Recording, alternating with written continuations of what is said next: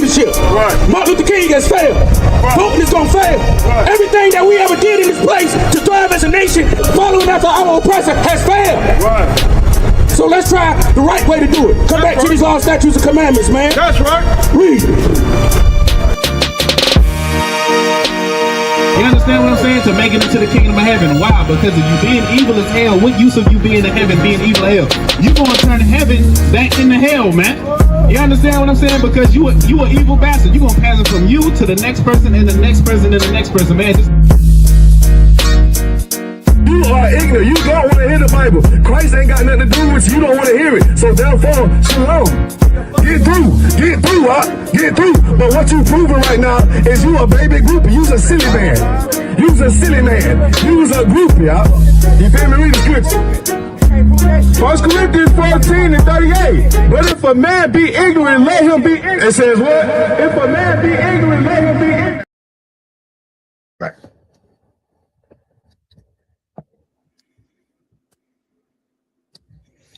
All right. You already know what time it is, man. This is Ashby K, South Carolina. This is the Soul City Podcast out here in Augusta, Georgia. I'm Officer Abari. I got young man Paul with me today. Man, we got a series, number of topics that we got to go over today, man. You know, because Paul, man, I think me and Paul just got done talking. I said, man, it's coming to high time that we have to wake up out of sleep, man. And it's crazy how we have to keep repeating the same thing over and over again. But this is what we're here for. It's our job. You know, it's a lot of our people, you know, it's taking them a while to wake up, man, to wake the hell up, man. You know what I mean? And we have to do one thing, and it's a scripture that we pull every week, and that's gather ourselves together. But it's only one way to gather together. We already know what that is, especially if you've been familiar with the ISBK, and that's to come up inside this truth upon these law, statutes, and commandments. Notice your true identity and come get yourself together, man. You know what I mean? And we're going to pull that scripture right now, Zephaniah 2:1. Paul, let me know when you got that. I'm going to put it up on the screen. Khan, I have it. The book All of Zephaniah, Khan, the book of Zephaniah, chapter 2, verse 1. Is that correct? That's correct. Okay. Zephaniah, chapter 2, verse 1. Gather ourselves together. Yea, gather together, O nation not desired. And we pull that one every week. You understand? We pull this scripture every week at the beginning of the podcast. You know, when I came inside the Israelite School of UPK, this was a powerful topic, powerful scripture. I mean, to when I first heard it, because this is something that's very true. We should gather ourselves together. Like, look at the black community right now. Every time we gather ourselves together, it's always be on some negative shit. Excuse me for my language. Always be on something negative. Where's the positivity in gathering ourselves together? You know what I mean? You know, when we gather together, you know, a lot of our people, when we gather together, we always think of the negative things. You know what I'm saying? When we get together, as far as, you know what I mean, the smoking, the you know what I mean, we get together, talking, you know what I mean, the gossip. You know, the Christian church, they got together, but what you see in that Christian church? What do you see in that Christian church? You see all the gossip, you know what I mean, all the bull crap, you know what I mean? You got the Muslims out there, you got every single ideology outside this truth when they gather together, and there's no real substance that comes from it. It's because they really don't have the solution. It's like we say all the time in Israelite School UPK, we have the right formula on what it is to build up the Black and Hispanic and Native American Indian community, man. We'll find that in the Israelite School UPK. We have the real direct formula on it. Because we starting to see it. I mean, a lot of our people start to see it when a brother, sister comes up in here. You see how it affects the family down the line of just that brother coming up in here and the way he raised up his wife and he raised up his kids. You know what I mean? It trickles all the way down, and that's how we're going to build a nation up. You know what I mean? We have to gather ourselves together in the right spirit. You know what I mean? And then again, we're going to start to see things change. You know what I mean? And it's a beautiful thing to see when a brother comes up in here. You know what I mean? And then you start to see that he don't really look the same probably 10 months down the line. He's more powerful. He done shed himself from the world. You know what I mean? He's getting his family together. You know what I mean? He's fighting and he's enduring to the end, even though he's still going to go through the trials and tribulations. Because you already know what the scriptures say. The scriptures say, my son, when thou come and serve the Lord, prepare thy soul for temptation. Which means you still going to get tempted. You still got to stay strong. You know what I mean? You know what I mean? And you have all those systems in place to where you can get counsel. You know what I mean? You got the brothers that's right beside you that's going through the similar things. You know what I'm saying? So we're gonna be motivated to each other when we gather ourselves together, when we start going through the similar things, man. And that's the beautiful part about it. You know what I mean? We're gonna drop that, Paul. We're gonna move on, all right? And now what I want to get into is this. Hold on, let me stop sharing the screen. You know what I mean? What I want to get into, man, we got a lot of topics we gotta get into, man. We gotta get into because I know we didn't go live last week on Sunday. You know, there was a lot of things that was going on at one time, so we had to reschedule it till today. You know, we still gonna get it in, but we got to get into that Carmelo Anthony case and that verdict, man, because man, that right there, if that ain't high time for black people to wake up out of sleep, I don't know what the hell is, man. I mean, good night. How many times we expect for this to happen? We already seen it, and I'm glad when the brother, when I seen that video, the brother at camp, and he was blazing out there in Texas, I believe. He brought up that George Stinney. Paul, you familiar with George Stinney? Yes, I am. They executed him when he was 14. Yes, that's the brother right there. And you know, and it's not two different cases, but you know, the similar outcome of, you know what I mean, having a jury that's not of your peers, basically an unfair trial. You know, this is that, even though at that time it was totally in a different era. So you know, you know, it's expected, but what's unexpected, we know the truth, but you know, in Israelite school UPK, but what's unexpected to the world, as America try to portray this as being a melting pot, as they love to say, of everybody created equal, and you know what I mean, everybody got all them goddamn equal rights, is that's all a lie. You know what I mean? And then especially with Donald Trump being in office and the levels of hate that our oppressors are pouring down on us now, you know what I mean? It's starting to show a different view of our oppressors. This is how they always felt about you, and we're starting to see it. You know, we know who our enemy is to the truth, but you know, when we have to. This is the reason why our job is to go out here and get to push this truth through the airways and the highways and the byways, to go out there on that corner and let our people know. Because, man, if we ain't doing the job, it's like I say every podcast, nobody else gonna do it. The white man is the devil, man. You know what I mean? He is the devil. And if we don't separate ourselves from this place, we're gonna end up going through the same damn thing. And we already know what the definition of insanity is. Doing the same thing over and over again and expecting a different result. Like, what did we think that was going to happen in that verdict? What did we think was going to happen in that verdict, especially with an all-oppressor jury? What do we think that was going to happen? And you had a public defender. And I'm not letting anything off the hook as far as the parents and nothing like that, because I didn't know too much about this case, Paul. I ain't know too much about this case. But when they started to say, when they said that the parents wasn't even there and he had a public defender, also the parents received all this GoFundMe money, over $600,000. I said, you know what? It is BS. But if you ask me, that boy should have won that thing with a public defender. Go ahead, Paul. You're going to say? They've been putting out a lot of lies, and this thing about them having that 600,000, if they had that much money, GoFundMe took it back. I know they put this stuff out on Facebook. They took the money and bought a house and this and that. GoFundMe took that money back. So the reason why GoFundMe took the money back is because the Edomites started protesting against it. So GoFundMe shut that legal fund down. Because I seen an interview with the parents and they said they never received that money. So that's why they had to go with the public attorney, because they had the money, but GoFundMe snatched it back, and then they were forced to move because of death threats. So they had to move somewhere else, but they never got the money though. And they tried to get another GoFundMe going, and then they shut that down too. But you know, these are the lies that they had put out about them, that they had all that money and this and that, and it simply wasn't true at that one thing. I'm not saying the parents are perfect, but they've been lying on them. Good night, Paul. I see. I didn't even know that. So you saying that they didn't even receive the money and they had to go take the public defender. Yeah, they were supposed to get it, but GoFundMe snatched the money back.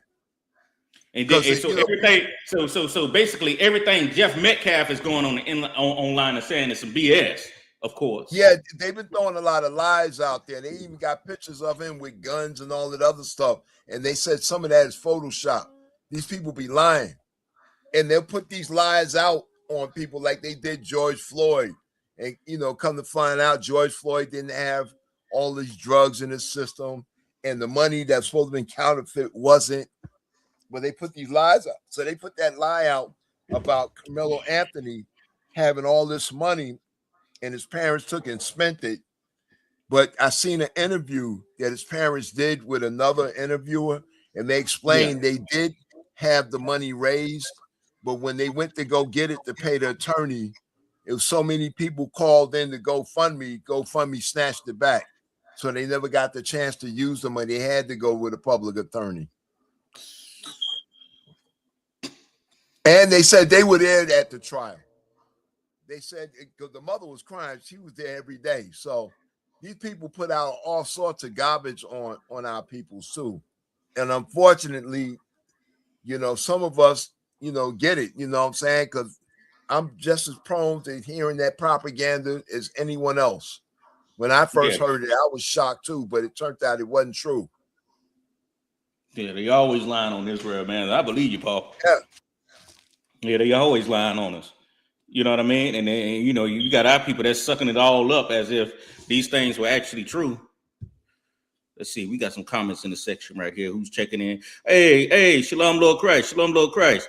Hey, what's going on? Nashaya Allah. Sister Nazamana, as always, coming in, man. You know what I mean? Make sure y'all leave y'all comments, man. Yes, purest form of goddamn evil. Goddamn right, Officer Yashar the one. You know what I mean? Everything, man, is pure evil, man. You know what I'm saying? And our people need to wake the hell up, man. You know what I'm saying? We're gonna pull that other scripture too. We got a couple of videos we're gonna play that we're gonna get through tonight. But we're gonna pull some more scriptures, man. We're gonna get into if you could, Paul, let me get Ecclesiasticus.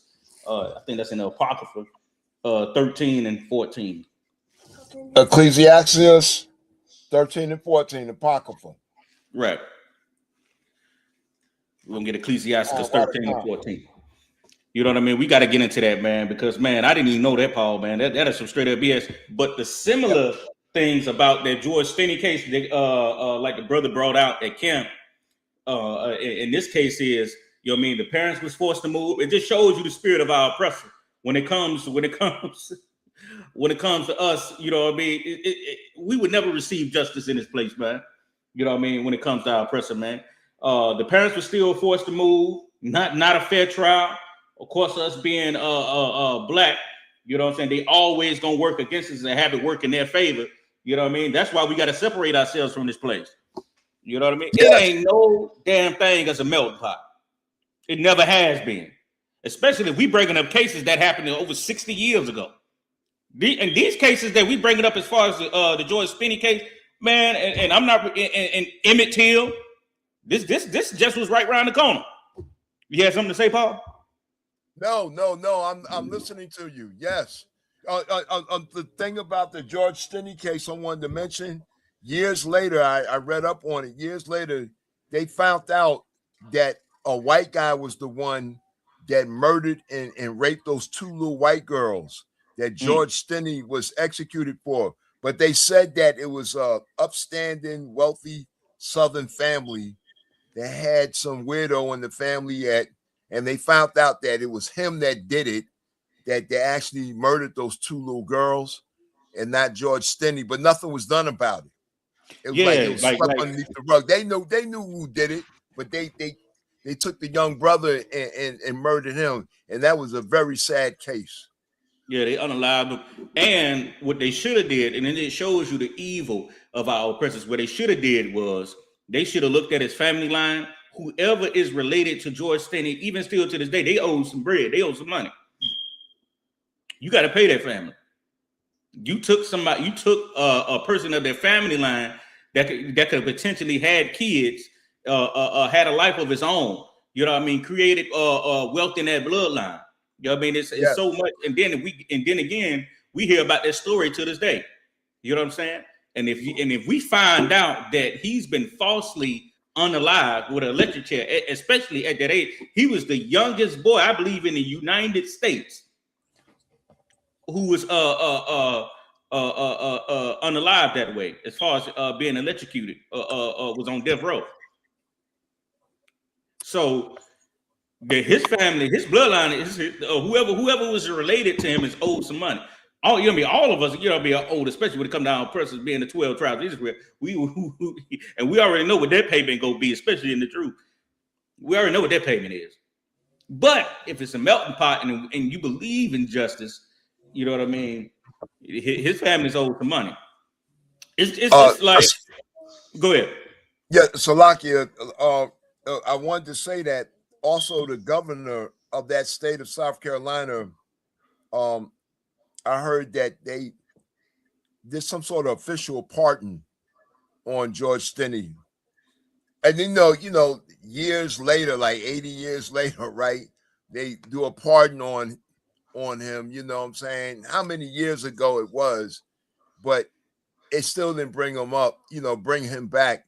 And it didn't bring any justice to that family. Like you said, that family should have gotten some sort of class action lawsuit against the state. But I think the governor pardoned him to probably cover that. So they can't bring nothing against the state for it since it was so long ago. Yeah, I wouldn't doubt it. And it ain't going to be the first time. You know what I mean? Look at the Emmett Till case. And I'm not really sure what type of, what type of reimbursement they got for that.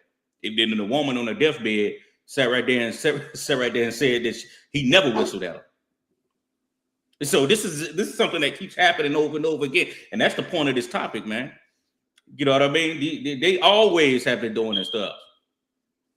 And then I'm seeing all the stories coming out as far as the case and saying that the Austin Metcalf fell on the knife. He didn't really stab him. There's different videos that's popping out, or whatever the case may be. Or it was they actually jumped Carmelo Anthony, and then he had to retaliate by stabbing him because these are some big white boys. Yeah, so it's all type of stories, so they always going to have everything working in their favor, even when they are in the wrong. And that's something that our people fail to realize, man. Let's get that. Let's get Ecclesiasticus 13 and 14. All right, 1 moment. Mm-hmm. The book of Ecclesiastes, chapter 13, verse 14. Love the Lord all thy life and call upon him for thy salvation. Is that Ecclesiasticus or Ecclesiastes? Okay, let me check. I'm sorry. I think you pulled Ecclesiastes. Ecclesiastes. I think you pulled Ecclesiastes. I want Ecclesiasticus. Hey, hold on. Ecclesiasticus. Okay, chapter 13, verse 14. Is that correct? That's it. I thought that was it. Is that in the Apocrypha? Yeah, I believe that's in the Apocrypha.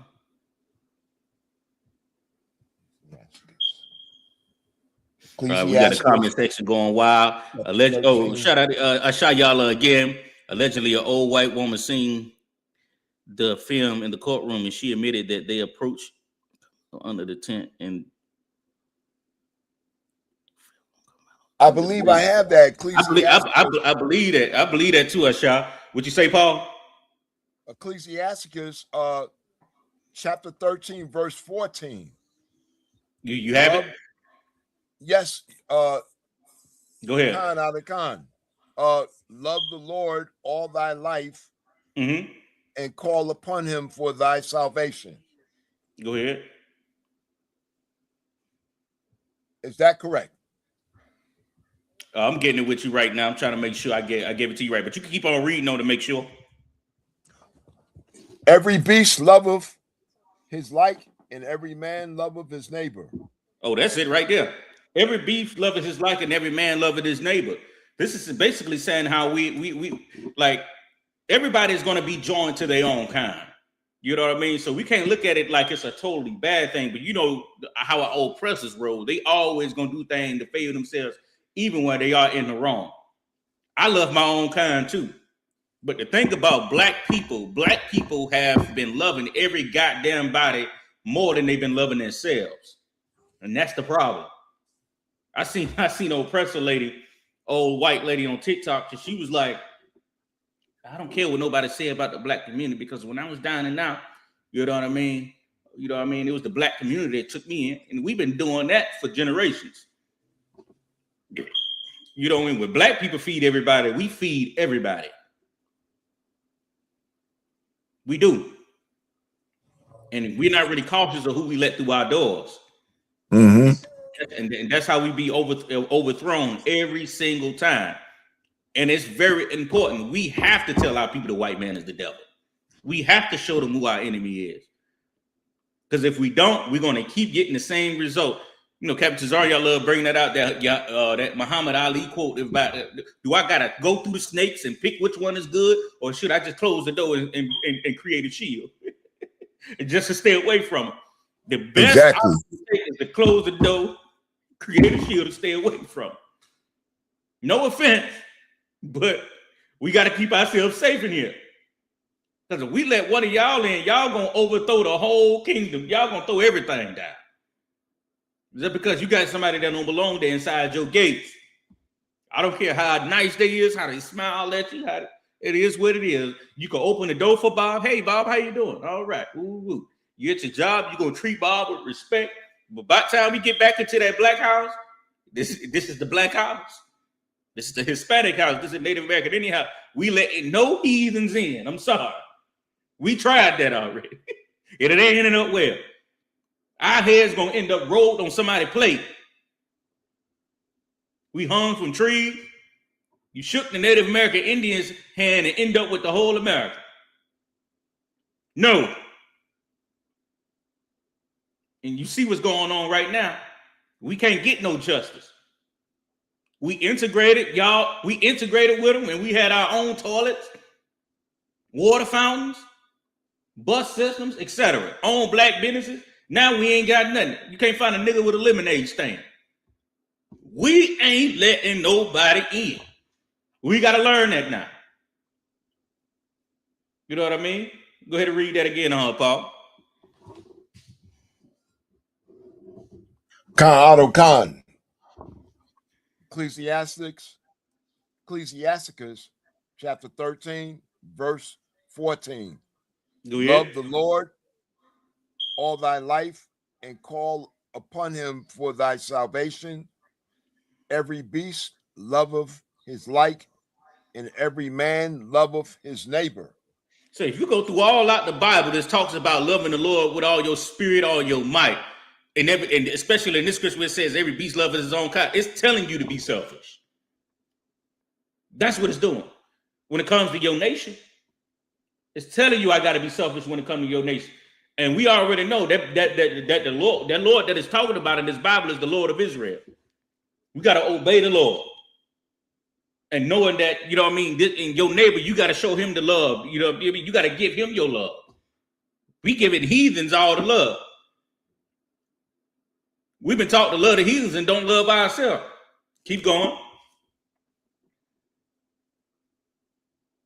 Khan, all flesh consorteth according to kind, and a man will cleave to his like. And a man will cleave to his like. Keep going. What fellowship hath the wolf with the lamb? Woo! That's the one that I love right there. You can stop right there, Paul. That's the one I love right there. What fellowship does the wolf have with the lamb? And this is gonna break it down even more further, but I will say that, like, what fellowship does the wolf have with the lamb? You don't see the wolf hanging with the lamb, or the lamb hanging with the wolf. Go be on that wolf plate, man. And that's exactly what the scripture is breaking down. And you know, we'll kill it. And I know this is something about, especially you Christians, you disgusting, nasty lying Christians, man. And we say it all the time in Israelite school, UBK, a crackhead is better than a Christian. A crackhead knows he has to change. He knows he want to get his life together. He's tired of living that way. These Christians act like they so right, man. Ultimately, they almost blind. What it is. It's like they blind, man. You can't tell a Christian nothing. You know what I'm saying? And I love to, you know what I mean? And I love to debate. I love to talk trash, and I love to do it. I just can't talk to no Christian for too long. I'm talking about my head get to spinning. You can't tell them that. Oh, nobody know my Jesus but me. But God, and it's an effeminate spirit in that Christian church. You ever talk to a Christian man? Oh, brother, I can't do it. I can't do it for too long, man. You want to love the Lord with all your might, and every you know, everyone is gonna love their own kind, man. Keep going, Paul. Khan, out of a Khan. Verse 18. What agreement is there between the hyena and a dog? And what peace between the rich and the poor? Mm-hmm. Verse 19. As the wild ass and the lion's prey in the wilderness, so the rich eat up the poor. Right. So you got to recognize what side are you on? Israel. You know what I'm saying? You got to be cautious who you let through your gates. You got to love your own kind. You got to love your neighbor. A lot of the Christians don't understand when it says neighbor in the Bible. Who is it talking about? It's talking about of your own flesh, the one beside you, the one who lives beside you. You know, back in the days, you know, we had our own land masses, and you know what I'm saying? If you live amongst each other, you have to love your own neighbor. So you know what I mean? I have to show love to Paul. I have to show love to my kinsmen over here. You know what I mean? We cleave to each other because we amongst each other. You know what I'm saying? We a nation. We you know what I'm saying? We a nationality. I'm not going to take my resources as far as my love and my spirit and give it to another nation as far as what we've been doing. And you wonder, and we in the Black, Hispanic, and Native American inner community are wondering why we're on a hamster wheel when it comes to getting justice. We're not doing it in the way that God is telling us to do it. And they want to know the difference between back then and now. What happened back then is that we were surviving amongst each other, not in the right way as far as following the law, statutes, and commandments. Well, one thing we did is that we knew who our enemy was. At least some of us, you know, that famous Harriet Tubman quote, where she said she could have freed more slaves only if they knew that they were slaves.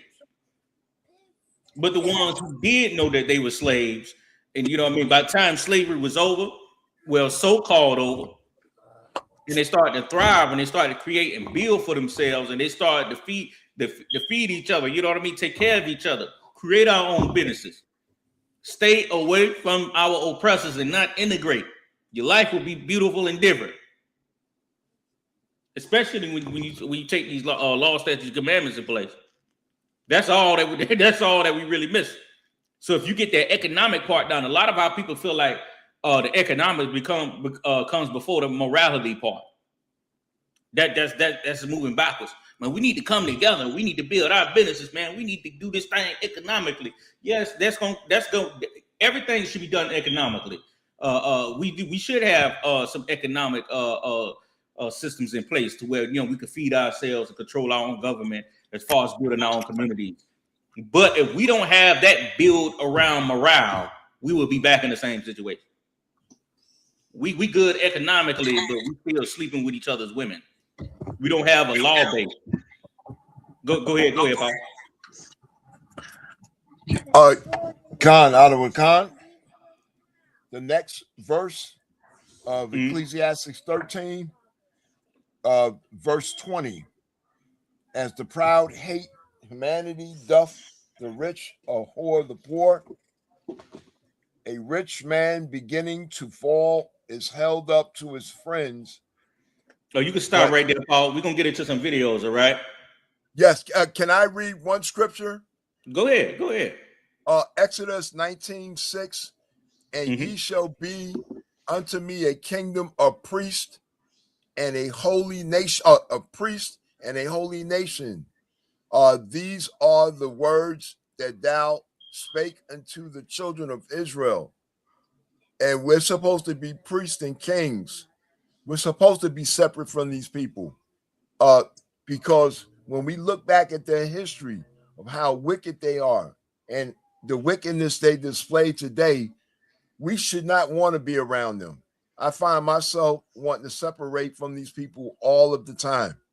I mean, I have to deal with them and whatnot, but I'm not trying to be real friendly and hang out with them or none of that, because the Lord has awakened me to know that I'm Israel and we're a nation of priests and kings, and we're supposed to to carry ourselves like that.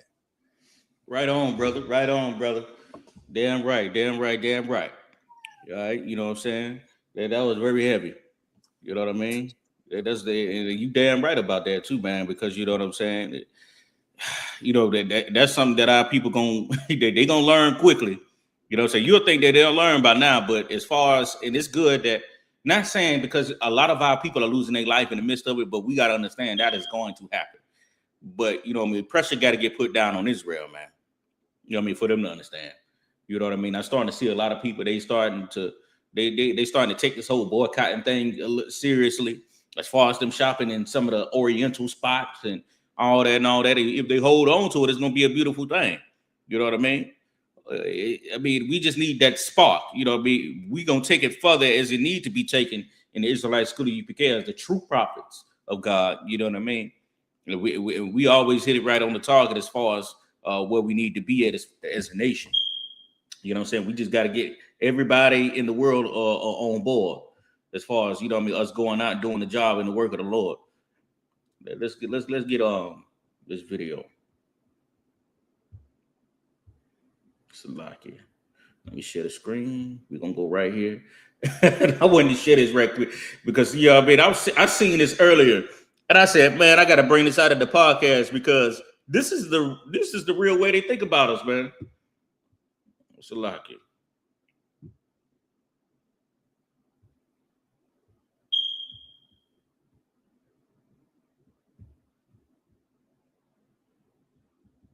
They live from slavery to how Black Americans are able to live today? No, I don't. They have a chance to learn. They live in the best country in the world. If they open their eyes and listen, instead of just focusing on their little area and people that they hang out with, they would learn a lot. But from what you said, it sounds like you were born before the civil rights movement. Oh, yeah. So Black people couldn't buy houses in your lifetime when you were maybe a baby. I'm well aware of that. You were 5. So you don't think there's any downstream effect? I felt depressed at that time. Yeah. But that's what Martin was trying to correct. Right now, I see so many people living off the government handout. I'm pretty sure welfare use per capita is higher in red states than blue states. Yes, but there's so many people living off of the government handouts. And that is not that much farther away from slavery. They were a slave. They were given housing, food, clothing, medical care. The people asked them to work. Yes, there were landowners that were violent and mean to some of them, but there were others that were humanistic. Let's stop that shit right there. I'm tired. You think there's a direct effect from slavery to how Black Americans are able to live today? So what this lady? hey, but we want to know something. A lot of them actually think that this lady just said, yeah, there were landowners that was cruel, and you know, but there was ones that was humanistic, and they you know the white boy, I guess you know he got a little sense on him. He's just trying to make it all make sense. You know what I mean? And she's what did he say? He said that you know when they was in slavery, they were getting food, healthcare. They really think that you are in a better situation. So Yes. forget about the Native American Indian shaking your hand and teaching you how to bathe. so you could come in, unalive everybody, and build this kingdom up that you call a great country. Forget all that. Now we developed the country. We brought in slaves. We created a beautiful nation. They just have to appreciate that we created this farm. Y'all, don't you agree? No. Yes. Salakia, may I add something? Yeah, go ahead, Paul. James, book of James 5 and chapter 5, verse 3. Your gold and silver is cankered, and the rust of them shall be a witness against you, and shall eat your flesh as it was fire. Ye have heaped treasure together for the last days. See, these people are so rich. They went around and stole all the land.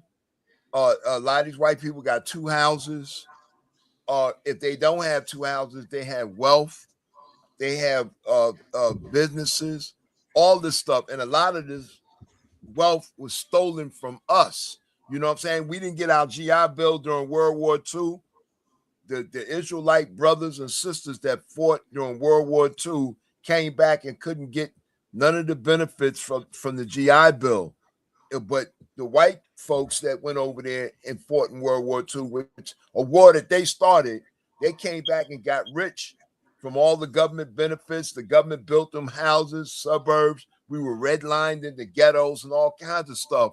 And now you got this video that you showed this woman talking about, oh, the only thing we do is get government handouts and we should be thankful for that. I had another older white woman tell me that because we got welfare, all praises due, because we got welfare, it was food stamps was our reparations. It was a while back. Some old white woman told me that, and I couldn't believe she said something like that. But these people actually think that, just like you said.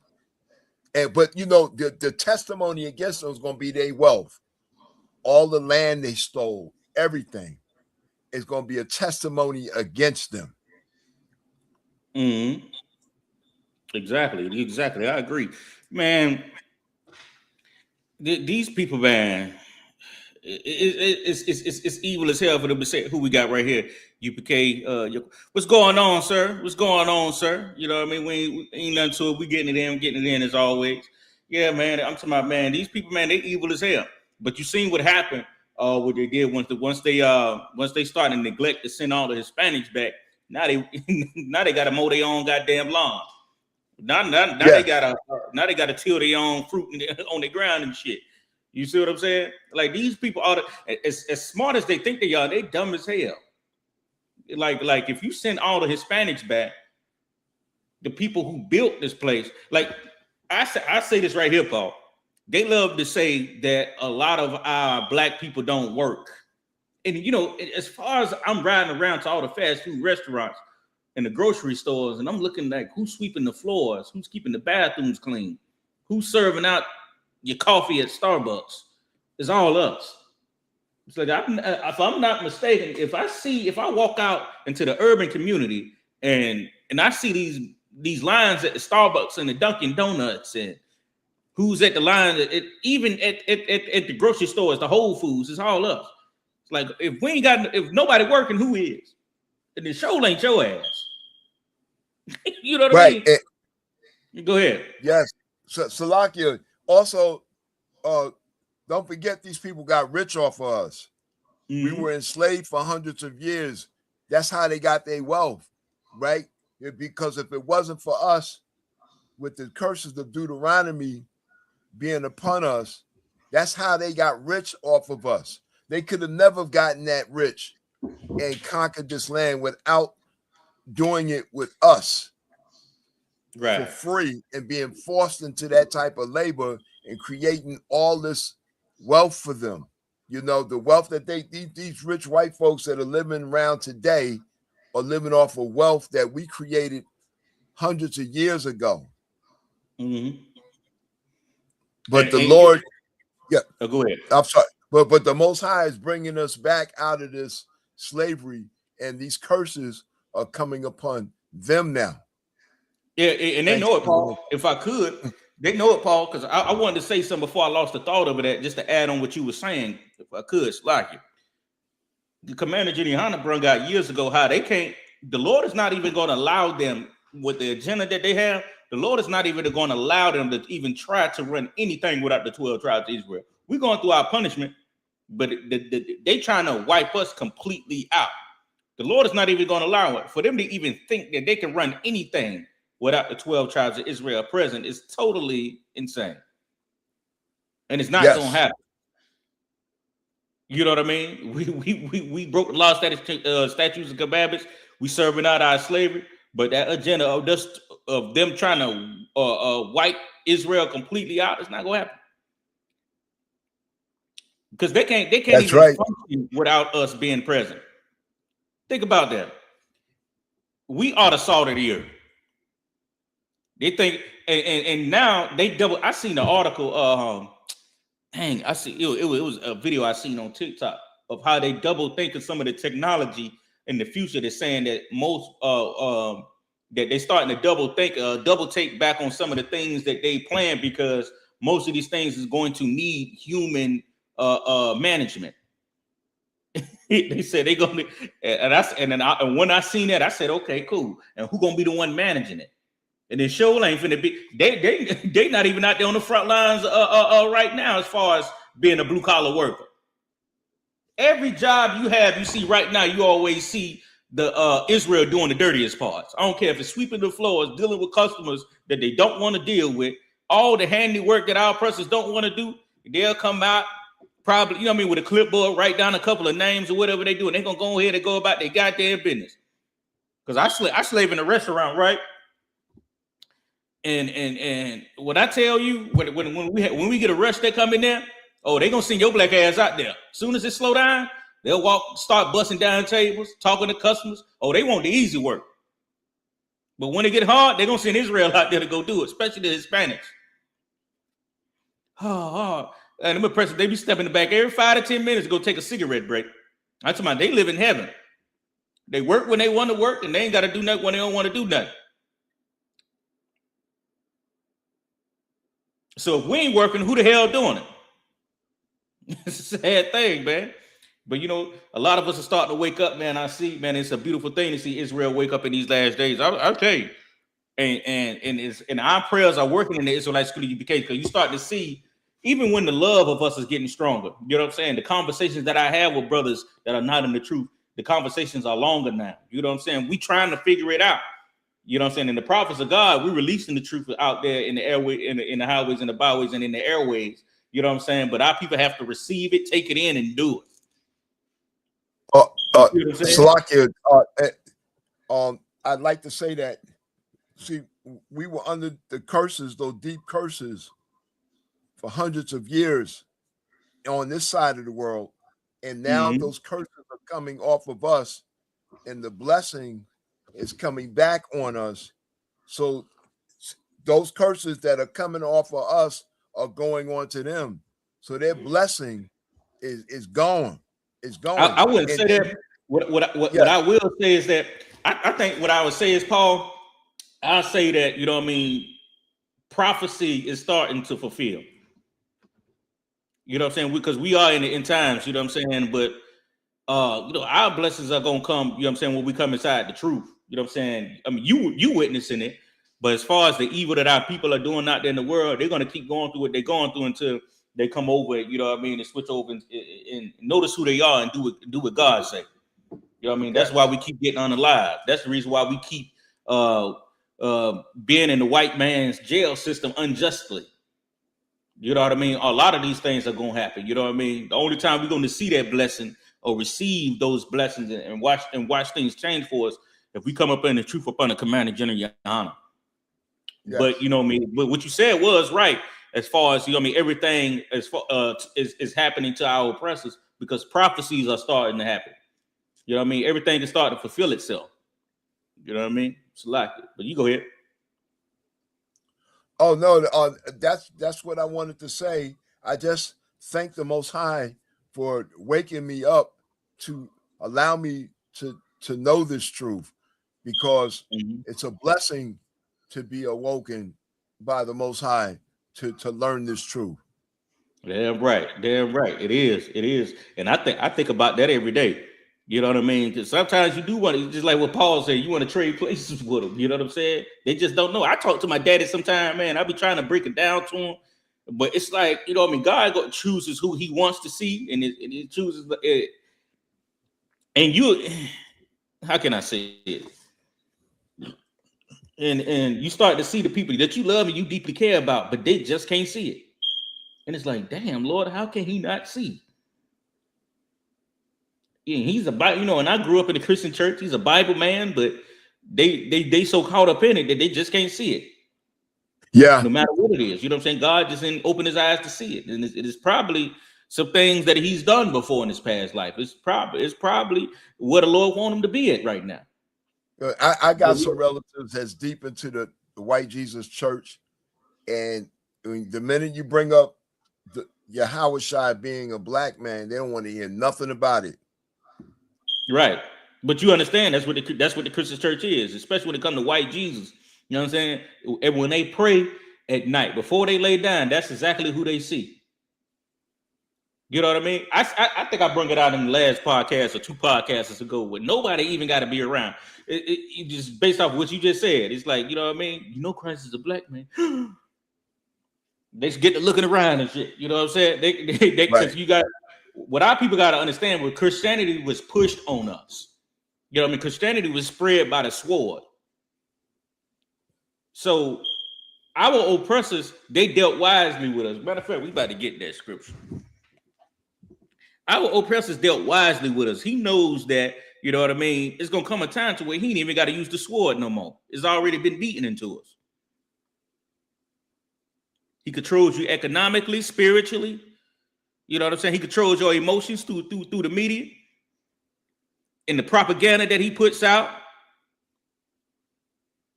Because, you know, we have to go to our enemies for all things. Let me get that scripture right there. That's right. Let's get Exodus 1 and 10, Baba Kasha. Let's get Exodus 1 and 10. Exodus 1 and 10, is that correct? That's correct.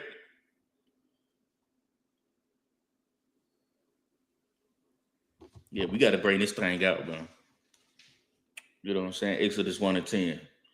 Yeah, I mean, because, you know, this is something that, see, this is a deeper level of it. You know what I'm saying? Especially when we get to talking like this. This is something that they won't even understand. It seems like, you know, but new Christians, they so blind to this. It's like, oh, it's not a white man that's doing this to me every time I turn around. It's one of us. It's my own kind that's doing this to me. It's like, it's like, you know what I mean? So our oppressors can't use this propaganda to make us do it to each other. It's like you're not even thinking straight. It was back in the slave days. It was our own kind then. Who you think that was? Who was telling on you when you ran away, or when you planned to run away? And how they always caught you? It was our own kind then. But Massa was always in control. We were always the puppets. You understand? Yes. All right. You got that for me? Yes, I do. Khan. Khan. Exodus chapter 1, verse 10. Is that correct? Correct. Go ahead. Come on, let us deal wisely with them, lest they multiply, and it come to pass that when they're fallen out any war, they join also unto our enemies and fight against us. That's exactly what our oppressor is doing right now. He's doing nothing but being wise with us. You know what I mean? As far I said it before. You know what I'm saying? He's the master of divide and conquer. Now we believe it in all these other religions. Black people are totally spread out. Hispanic people are totally spread out as far as their belief system. And when we believe in things differently, we'll start to see things differently. We will not be able to work with each other. I can't be able to work with him over there because he a Muslim.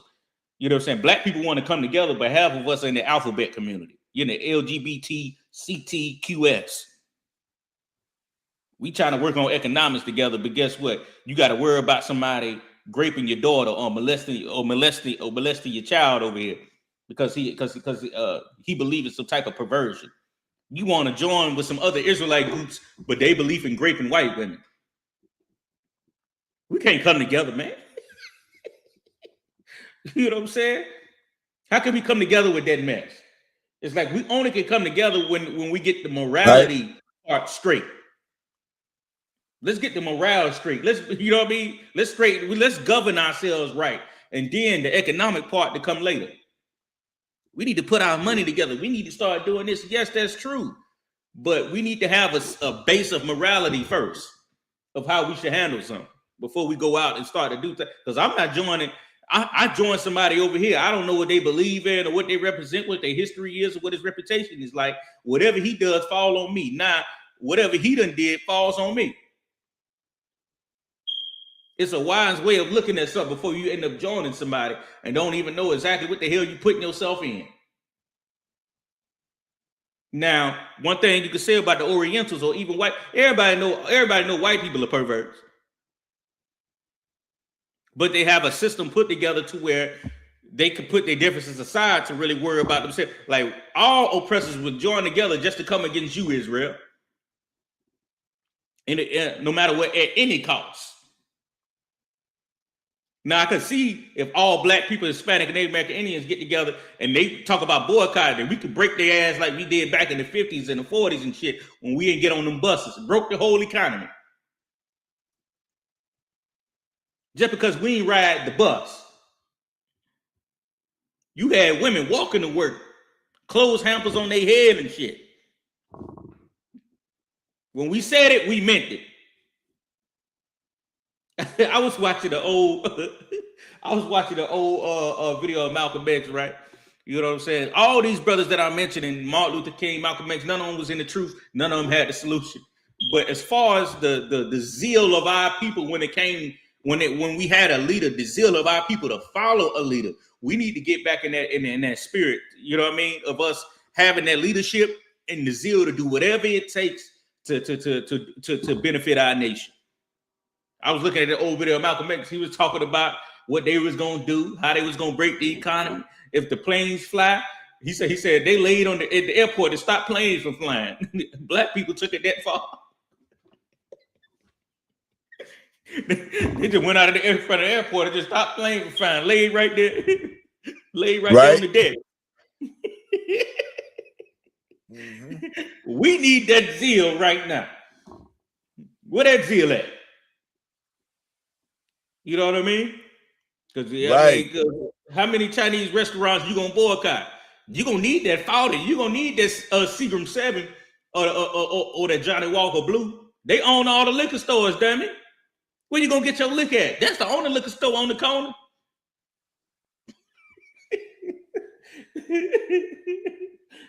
No, I'm saying you gonna need that drink. Let's be honest. Come on, let's be honest. You gonna need that drink. What you go boycott? You don't own nothing. You gonna need that gas. You telling me your tank damn near on E. You can't go to no other gas station. It's an Oriental gas station right here. You ain't finna stop by there and get gas. Ain't nothing wrong with doing business with these people to a certain extent, but give your love to your own people, man. Change up your belief set. Recognize your identity. It don't stop at boycotting. Can't stand that garbage. We supposed to be boycotting. We ain't supposed to be smoking weed either. We ain't supposed to be sleeping with each other. It's a lot of shit we ain't supposed to be doing. Why wouldn't we worry about some deeper shit? Other than this. It's stupid. Now, if I can stop it, I'll stop it. You know what I'm saying? I don't care nothing about giving my money anyway. Most of the time, anyway, I'm gonna go to a black-owned spot to eat. You know what I'm saying? When I was down there in South Augusta, I was going to the black-owned liquor store right there on Barton Chapel Road to get that brother my money. But if I'm down here in downtown Augusta, where I live at right now, in the midst of all, go to whatever that's near you, keep some money in your pocket, but make sure, especially me, a priest and prophet of the Lord, I go out and war against this kingdom every goddamn day for this shit to fall. That's what I do. I'm not worried about all that pettiness and all that we worried about. We gonna teach you the right way to do it in Israelite School of UPK and make wiser decisions, other than the stupidity. Everything is stupidity, man. They dealing wisely with us, man. That's exactly what they doing. And then if we don't wake each other up, man, to get ourselves up out of this situation and put each other in the right mindset, we gonna continue going through the same damn thing. So what side we gonna be on? Right. Keep going. Well, you know, No, go ahead. So Salakia, the reason why we have to go to them for everything, like you mentioned, is because of the curses. I think of that every time when I go in one of them stores with them Indians or the other stores with these Asians and stuff. And the reason why we have to go into these stores is because of the curses of Deuteronomy. Before, I would just wonder why we didn't have any stores. Now I know the reason why. And a lot of those stores, they be having idols around the cash register. I don't know if you noticed that. Like them Indian stores be having like them Hindu idols, and some of those Chinese Asian stores be having like these idols like dragons or different little idols that they are Buddhas and stuff in their stores. Right, because you know what I mean, that's their God that they worship. Yeah. And when we shop in any shape or form, it's even with a regular restaurant. You know what I'm saying? Not to get deep into all the Masonic shit or all the witchcraft or all the spooky part of it, but it's like, hey, when you eat at a restaurant, the McDonald's, the symbolism and everything, it's like you worshiping a God. You're shopping with them. Like if you go inside the Hindu stores, like the gas stations and them smoke shops, smoke every goddamn where they burning incense. You paying for your gas, you know what I'm saying? They got the cigars, the cigarettes, every goddamn thing up there behind the counter. It's almost like a witchcraft store. You know what I mean? They're selling you the shrimp, crab, and lobster and fried rice on the other side of the gas station. They know that you're another God. Just by going in the shopping with them. You know what I mean? All the symbolism and statues everywhere. Yeah, man. So you right. You go ahead. My bad. Slack. No. I'm listening to you. Well, you're definitely right about that, brother. You're definitely right. You keep reading on the Exodus. Oh, okay. Yes.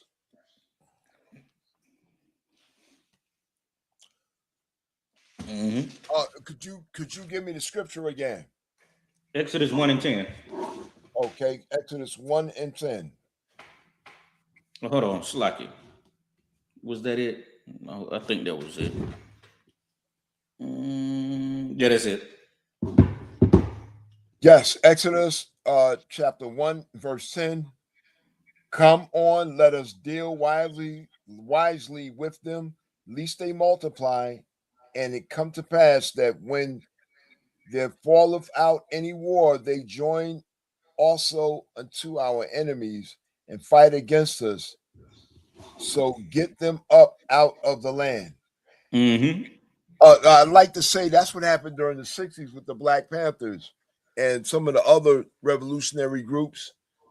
The U.S. government was afraid that we were going to join with the communists and fight against this government for the injustices that have been done to us. And that's why they hurried up and disbanded the Black Panthers and some of the other splinter groups. And that's why they're afraid of us too. Damn right. Yeah, man. Shit. Yeah, man, you totally right. And because most of all the things that we read in the scriptures we're going through today. And this is for us to go back and recognize that we still are in those times.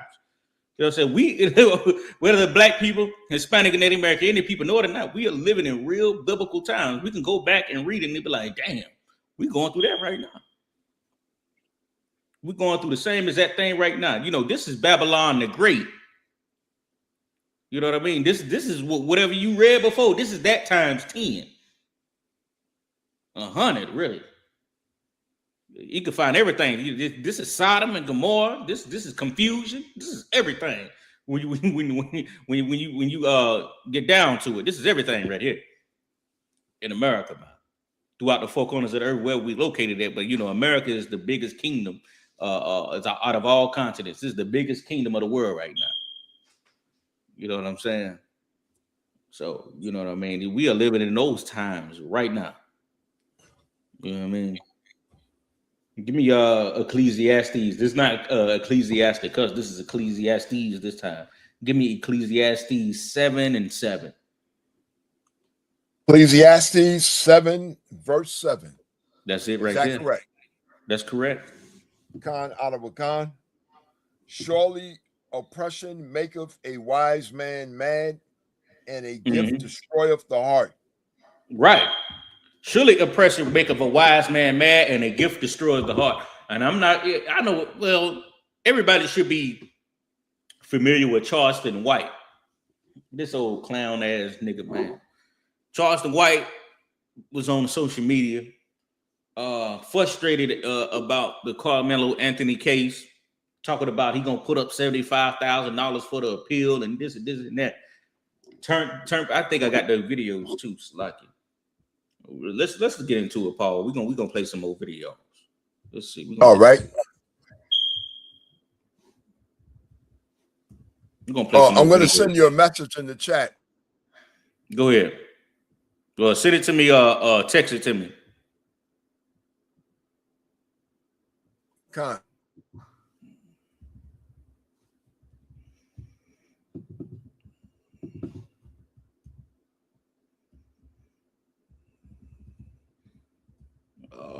I think that was it. But damn, I think I still got that video. Let me see. I'm gonna send it to myself. I think I still got it. I missed one of them, y'all. Slacky, you know what I'm saying? I had missed one of them.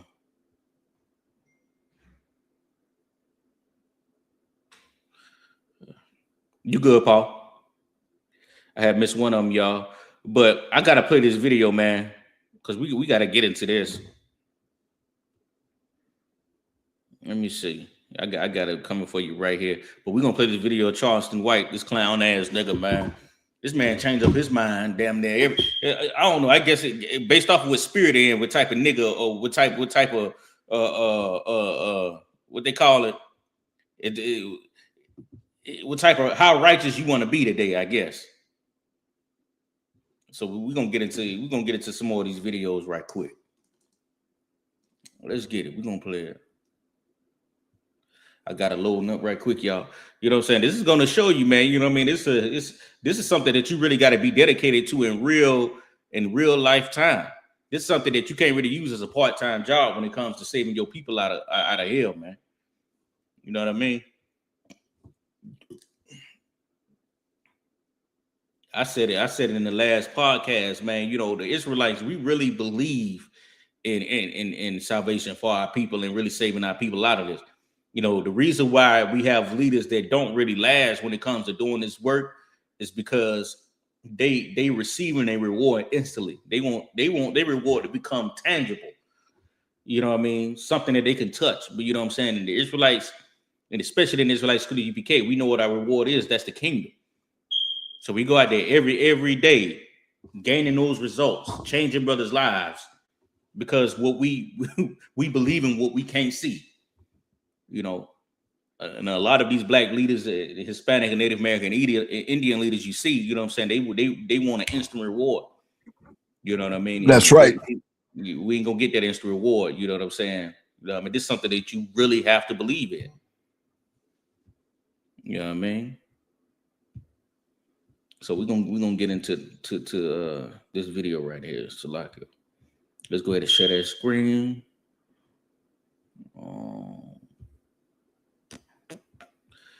Let's get it. Yeah, we want to play that one right there.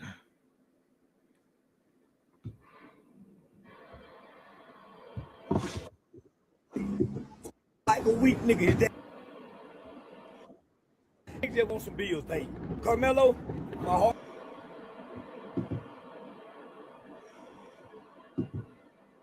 Go out to you if you ever see this video one day. Nigga, I'd rather stand with the Anthony case. I ain't putting no goddamn money toward that boy. His daddy too goddamn weak for me. I don't like a weak nigga. His dad ain't willing to die, kill, or go to Hello, my heart go out to you if you ever see this video one day. Nigga, I'd rather stand with the Jeff Metcalf nigga than I would with Carmelo daddy. Nigga is weak, dark side and conservative. I ain't standing with no weak ass black man, nigga. I'm off the case.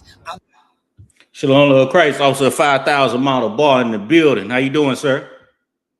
Shalom, you should everything to wild man, Salakia, man. I done started the goddamn slavery, so I can't be up all night and stuff. I know how it is, sir. Hey, sir, I wanted to join you the other night too as well. I know I was at mine. Damn right. How everything going though, Again? So we holding up, sir. We holding up, sir, right in the middle of it. You already know what it is, sir. Good to have you on again, as always. Damn right.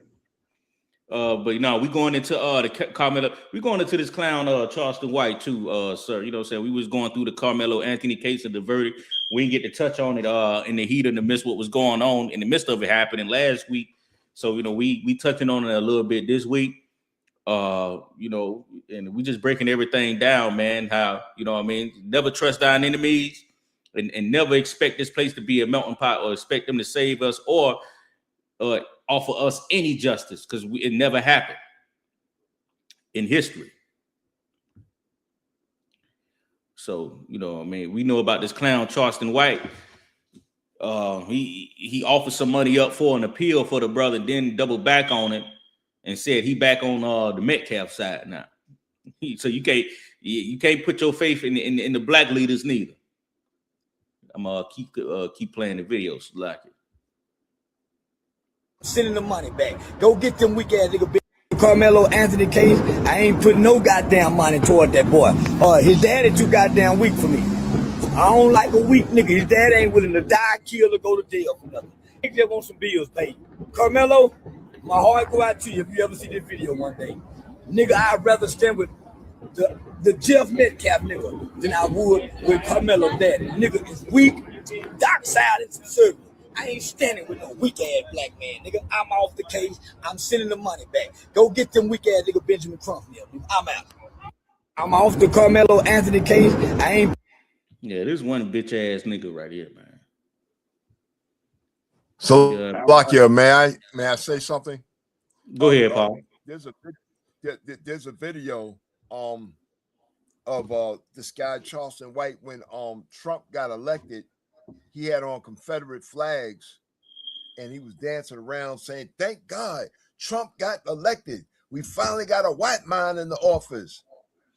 You can look that video up, but you know, this guy here, he's a clown. He's a liar. He should have never came out and said that he was going to give that money to Carmelo Anthony, then took it back.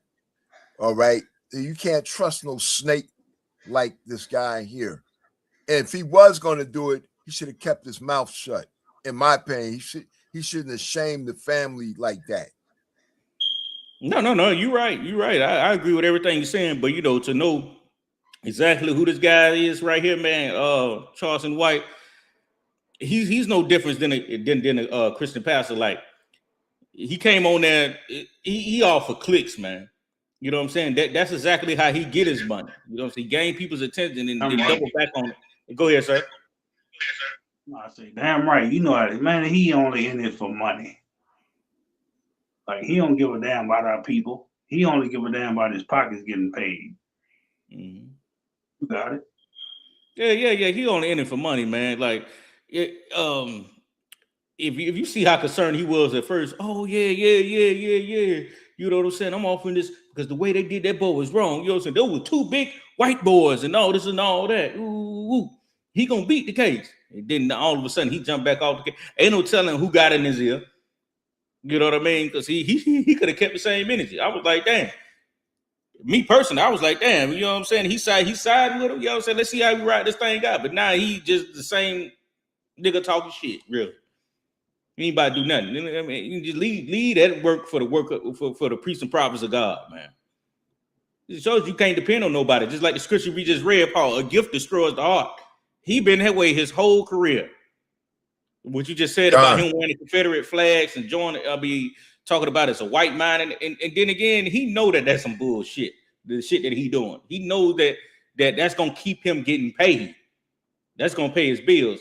And it's a Jewish screamer named Aiden Ross, and he said that oh yeah, when I was trying to make it, you know what I mean, doing what I was doing, Aiden Ross had to take me in. He said I got saved by a white boy. He said black people ain't give a damn about me. Anybody that's willing to put some money in your pocket, help you pay. He just said that that the Carmelo Anthony daddy all he want to do is pay bills. Nigga, that's all your ass want to do. Is pay bills. Otherwise, you be walking around doing no clown shit. And I didn't know it till you said it earlier, Paul, that GoFundMe money that they never really received. Yeah, I didn't know it at first either. I heard the same thing you heard. And then later on, the family came out and said that was a lie that they put out. They never got the money. GoFundMe canceled all the money and sent it back.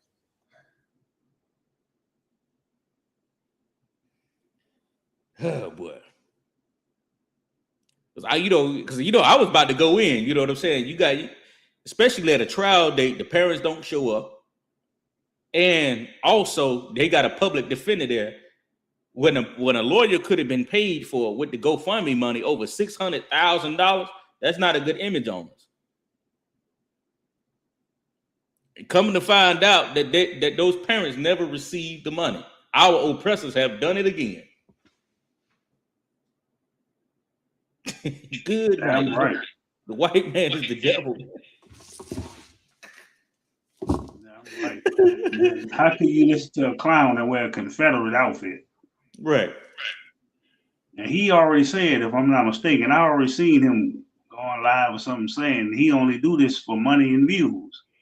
Yeah, he did say that. Right. So that means to show he don't give a damn about you. He don't give a damn about what he say as long as he get paid. Yes, sir. And what the scripture say for the root of all evil? Money is the root of all evil.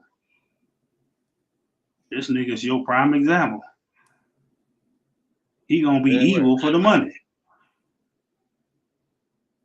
He was breaking something down not too long ago. He said, yeah, I kind of finally cracked the code on social media, you know what I mean, of basically learning how social media work, how he should brand himself, basically. And to sit there and say that, you know what I mean, Carmelo Anthony daddy, all he want to do is pay his bills. I mean, that's what everybody trying to do. But the way you go about doing it and doing that, shaming your own people, I mean, trying to impress your oppressor just for a couple dollars. Shit, you on the worst end than he is. The daddy is, nigga. Shit, the fuck you talking about? These niggas gotta be Paul. These niggas gotta be shamed for that. You know what I'm saying? That's right. I'm right. You should have been trying to talk about this man here. This man, about the son about to be railroaded, man. If he had the GoFundMe money or whatever the case may be, or had the money, don't you think that he would have paid for a lawyer? Yeah.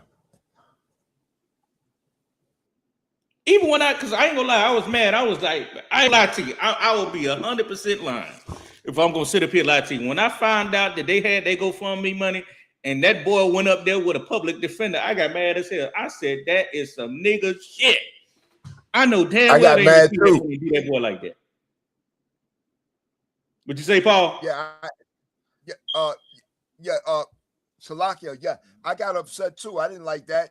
But then a few days after that, it came out that was a lie, that these people was putting out on Facebook, and other people, them Edomites, was doing that, saying that they took the money and spent it and all this other stuff. But they did an interview and they said that they never received the money. That was the outright lie. So they trying to bring it back. But, you know, and the father was like, he would have took the money and got a lawyer if he actually had gotten the money, but they never received it. Shit, because not to get too much of my business out, but you know, I got a public defender right now because I'm on the case. You know what I'm saying? And with a public defender, they don't answer the phone. They don't talk to you at all. You know what I'm saying? You throw some racks on the table. You know what I'm saying? Then they'll free up some time for you when you got a real lawyer. You know what I'm saying? Mine ain't nothing but, you know, a little small case or whatever the case may be like that. But I can tell you by him walking there with a public defender, he going to jail. He is going to jail especially with a level of a case like that, where the whole world knows about it. Man, yeah. Even though I felt like in a righteous setting, he should have got off with a public defender. They was clearly in the wrong, but they used it to say that, well, he was asked to leave and he didn't want to leave. Okay, so why would you ask the black boy to leave out of everybody that's up under that tent? It was raining outside. You had tornado watch warnings or a storm warning. It's raining. He just wanted to be up under the tent so to save him for the rain. So you telling me to leave so I can be in the rain? Where I'm gonna go at? Y'all the only tent that's here. Why did you think I came up under the tent? That's true. And also, they talk about where he was asked to leave. But the tent didn't belong to them guys. That wasn't their tent. They can ask someone to leave, but that don't mean it's their tent, though. Yeah, it was discrimination. If he had a real lawyer, they should have cleared that shit up right then and there. The public defender he had ain't even fought for his ass. It's sad. 35 years. Right. Man, if this don't wake our people up, man, I don't know what the fuck would, man. To be honest with you. We got to keep doing our damn job. We know what side we on. If you're looking for a brother like this to give you knowledge, a brother that's going to and fro, you ain't gonna get no knowledge because he back and forth. Right. Only knowledge he worrying about is money. He's trying to just show you how to get money. Screw your people. I'm gonna love one side. The next time I'm gonna love the other side. That means he to and fro. He ain't walking a straight path. He don't give a damn about our people. He only give a damn about money. Because he gonna say whatever he say to make it controversial. Just to get the goddamn money. Gotta come. You got it. That's it's messed up, man. You know what I mean? I think I got another video on this cat too. So it was the one before. I think I ain't able to find that one, man.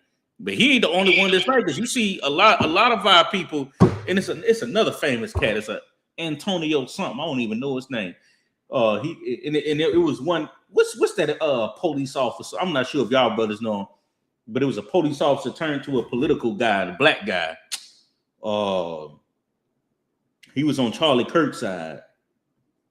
He was welling on Carmelo Anthony too, on what he should have did or what he could have did or whatever the case may be. All these so-called black political guys joining with the white man, they all in it for money.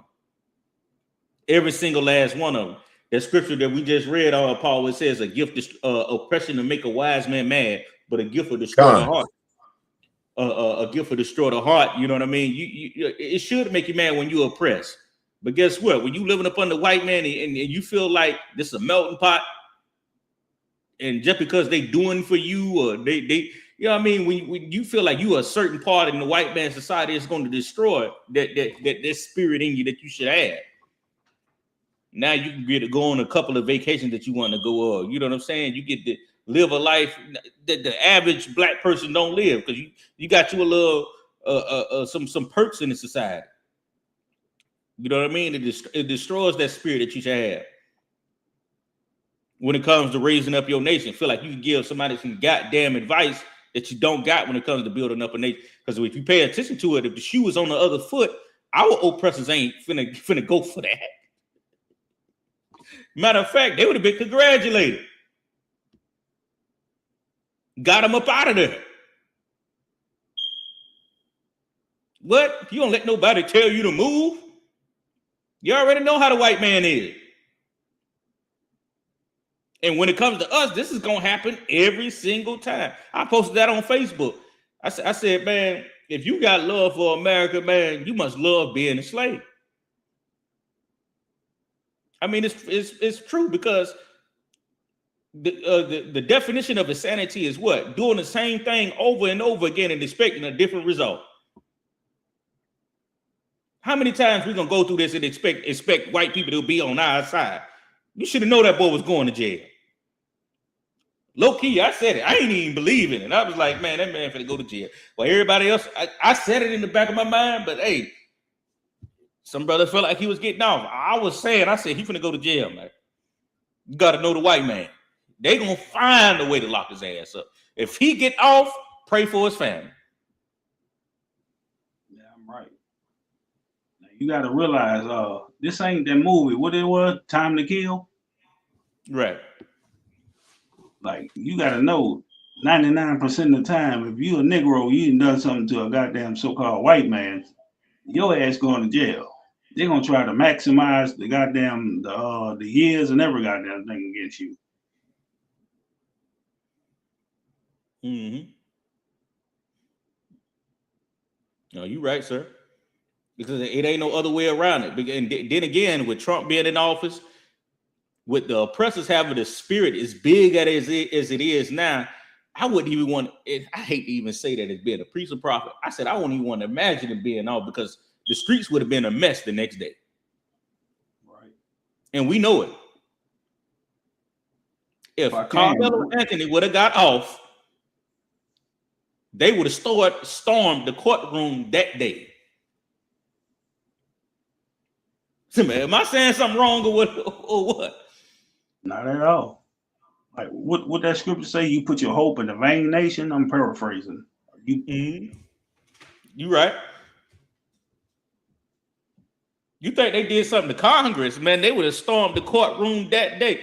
You got to go to your job and damn near take the fight. You out there, you working at IHOP. You better have that file on you that day. I'm serious.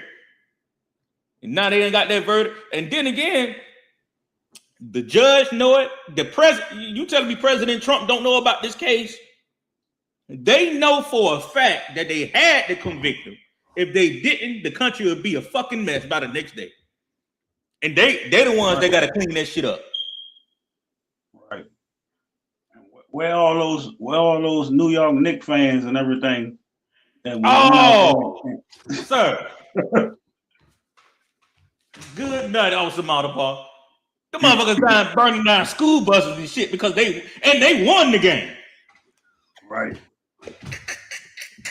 Well, all those people that are fighting for this brother. I'm scared to see what's gonna happen if they lost it. Right. Why they weren't out fighting for this? What the other Carmelo Anthony that used to play for the Knicks? Wait. Right. Where he at? Why they wasn't protesting about what happened to this brother? Why they ain't show up to the jury and everything, to the court to try to plead for this brother? Well, where all the Christians at that say they love and God forgive? Right. Why they ain't forgive this brother? Because all the Christians, everybody all them people in court supposed to be Christians. Why y'all ain't forgive this brother? But y'all shed tears for what happened to Charlie Kirk. Like a motherfucker. But y'all don't give a damn about this brother. You ain't give a damn about him getting bullied and he had to do what he had to do. Mm-hmm. But now, ain't nobody coming up spoke on this brother. Y'all just worrying about who won the goddamn championship. Where all that Christian love and pride at then? Like, we should have forgave this brother like Christ forgive, like y'all say. Where it went at? Because they only care about their own goddamn people. They care about justice for their own people. Good night. No, sir. And that's the thing about it. Like, I'm glad that you had brought that up off some other bar, because these motherfuckers burnt down 2 school buses because they won the game. What the hell you gonna burn down the whole city when you lose? Right. Look at what happened when they win that soccer championship. Don't they burn down the whole goddamn town and everything? They rioted and every goddamn thing. Yeah. Okay, we got Shelby Prayer Ministry in the chat. What's going on, sis? Welcome back again. Soul City Podcast. Good to see you. Yes, sir. Yes, sir. Man, it's crazy.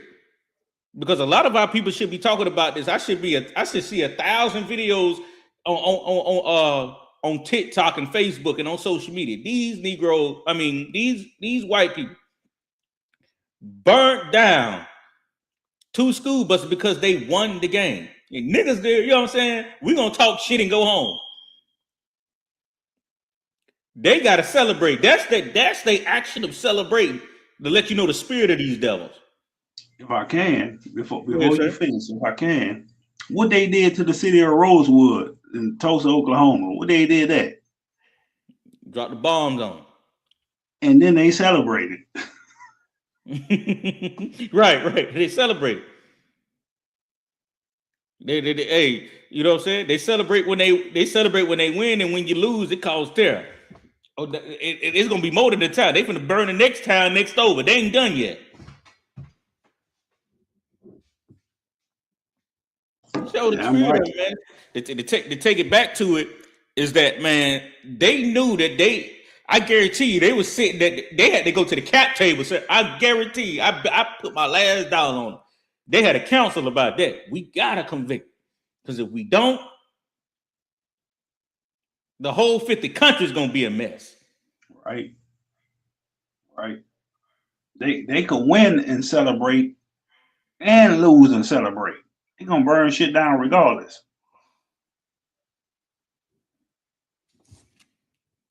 Shelby Prayer Ministry said you should have seen what they did in North Carolina recently after the hockey team won. He said it was all over the news. I'm not really sure about that. You got to elaborate on that, sis. I ain't seen that one. I haven't seen that one at all. But hey, whatever that happened, I'll be surprised when it comes to these devils, man. Now, let it would have been Negroes doing that type of shit. Oh, they ain't doing that but chimping out. They looting, they stealing, they burning down the community, they tearing everything up. Oh, they'll talk shit about us. Hey. But when they do it like that, they burning down school buses, they celebrate. They having a good time. They letting out their frustrations. If Negroes do it, they're gonna send the military in. They're gonna send the military in to stop Negroes and block off everything and board off everything and tear gas you and every goddamn thing else. Okay, she said the Carolina Canes won yesterday in the trash up our downtown in Raleigh, North Carolina. Oh, so you're in North Carolina, sis? Okay, damn.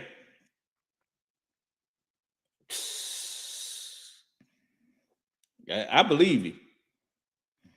I believe you, man. This is insane when it comes to this stuff like this, man. You know what I'm saying? These are the things that we should point out. And I mean, it's high time that we got to wake up out of sleep, man, because our people ain't gonna understand. And the thing about it is, even though we already know we already know the truth. We already know what our job is, but it ain't gonna get no better, man. It's gonna get worse. You know what I mean, for our people. But you know, it's all prophecy. Exactly what I told Paul earlier, how he's saying everything is falling back on our oppressors now. Now they taking all the heat.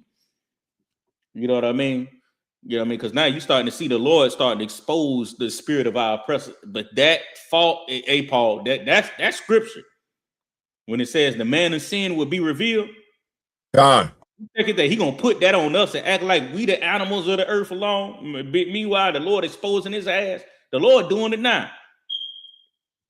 Sir, see, I gotta play that video now. You on, sir? You gotta look at this right here.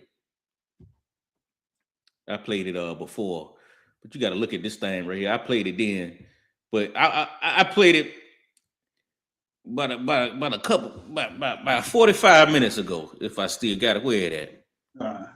And what they tell us, no pain, no gain, but our pain is their gain. Right.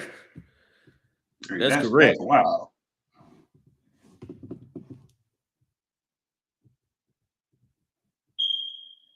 Where we at with it? I got to share this right here. Because this is the way that, but the video I'm about to play, she's not the only one who thinks this way about our people. You know what I mean? It's a whole gang of them. And they out here, man. And this is the way they think about you. All the hell that we have been in. This is the way they think about us. Salakia.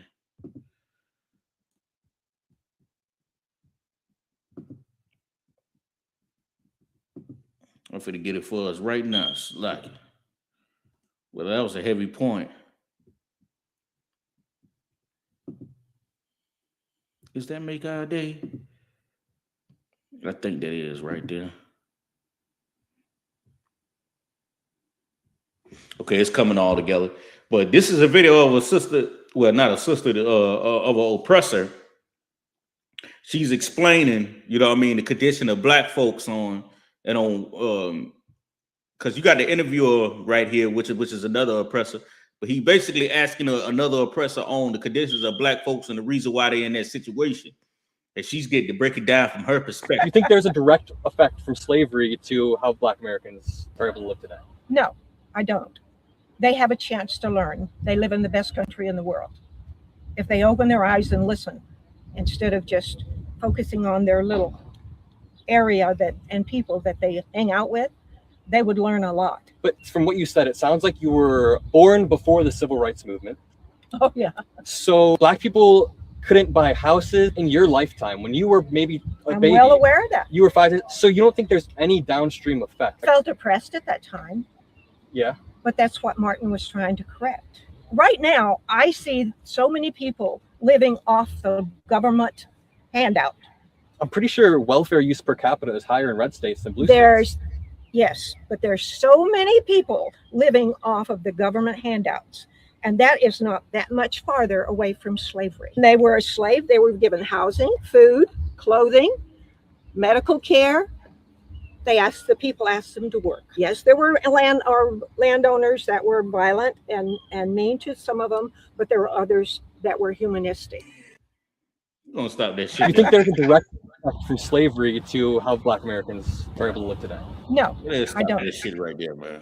She didn't call them slave owners. She called them land owners. The fuck type of shit is that? She know that's a goddamn lie. That's why she kept doubling back on what she said. Like she's still in that same mind state. Nah, we all should be in chains, but I'm gonna treat you good.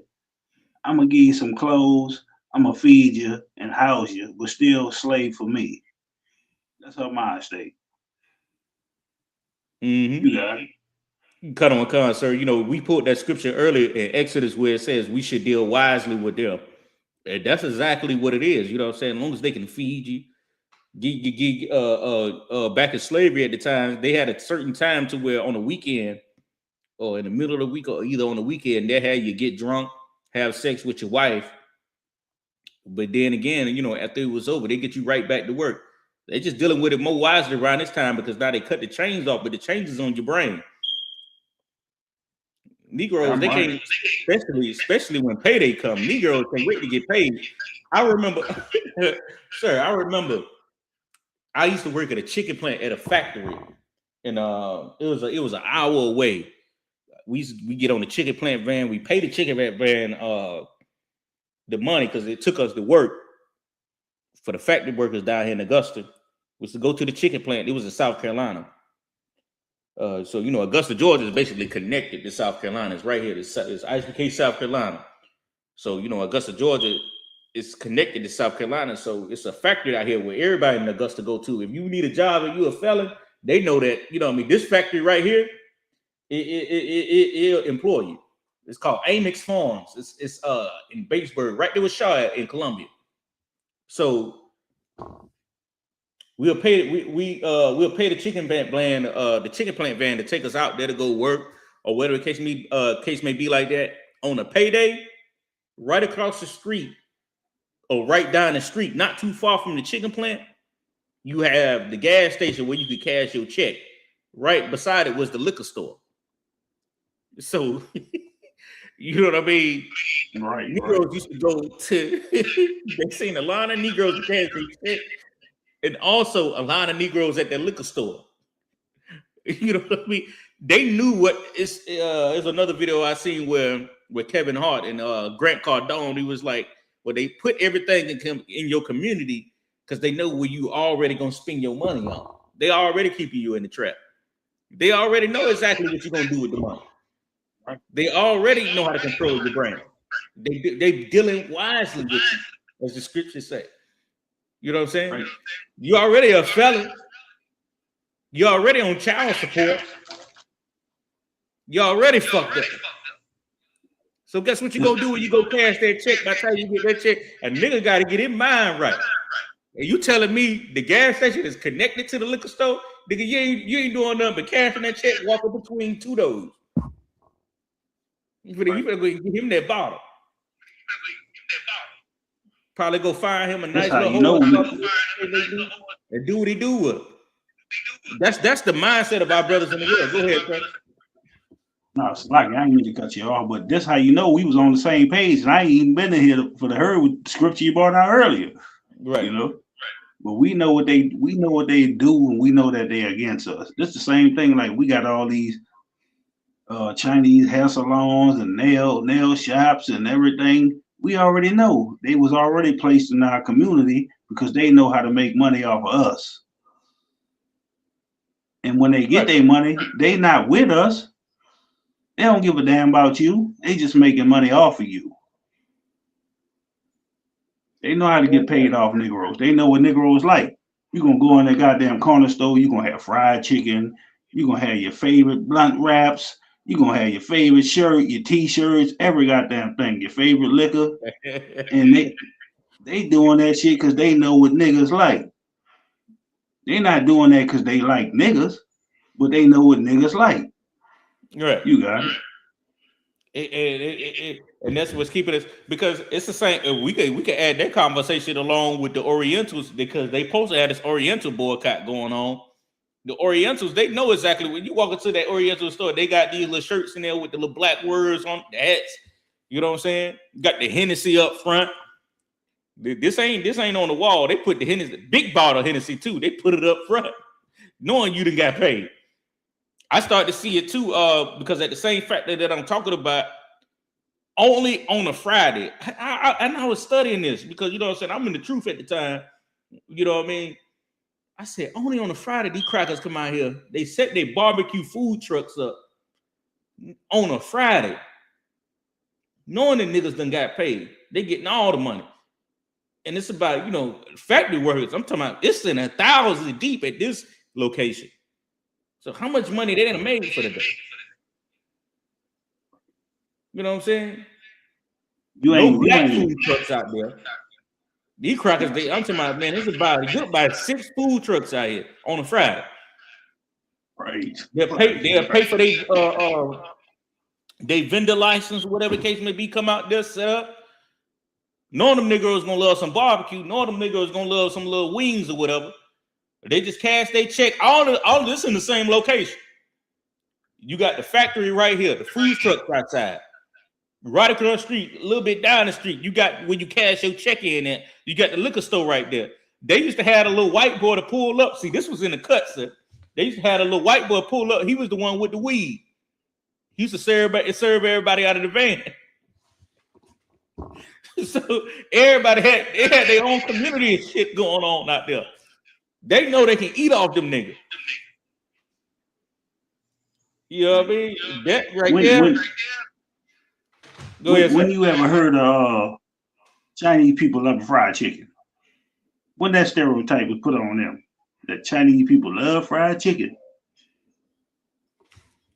Right. Who they sell that shit to? Negroes. Your Latinos, Native Americans. They ain't never heard of no goddamn Chinese people love fried chicken. But they got fried chicken spots open up. Even with the Arabs. They got goddamn fried chicken places open up.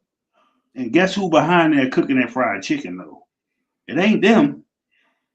They hiring Negroes and Latinos and shit to cook all their food. Yeah, majority Latinos. Right. Salakia, man. Shit.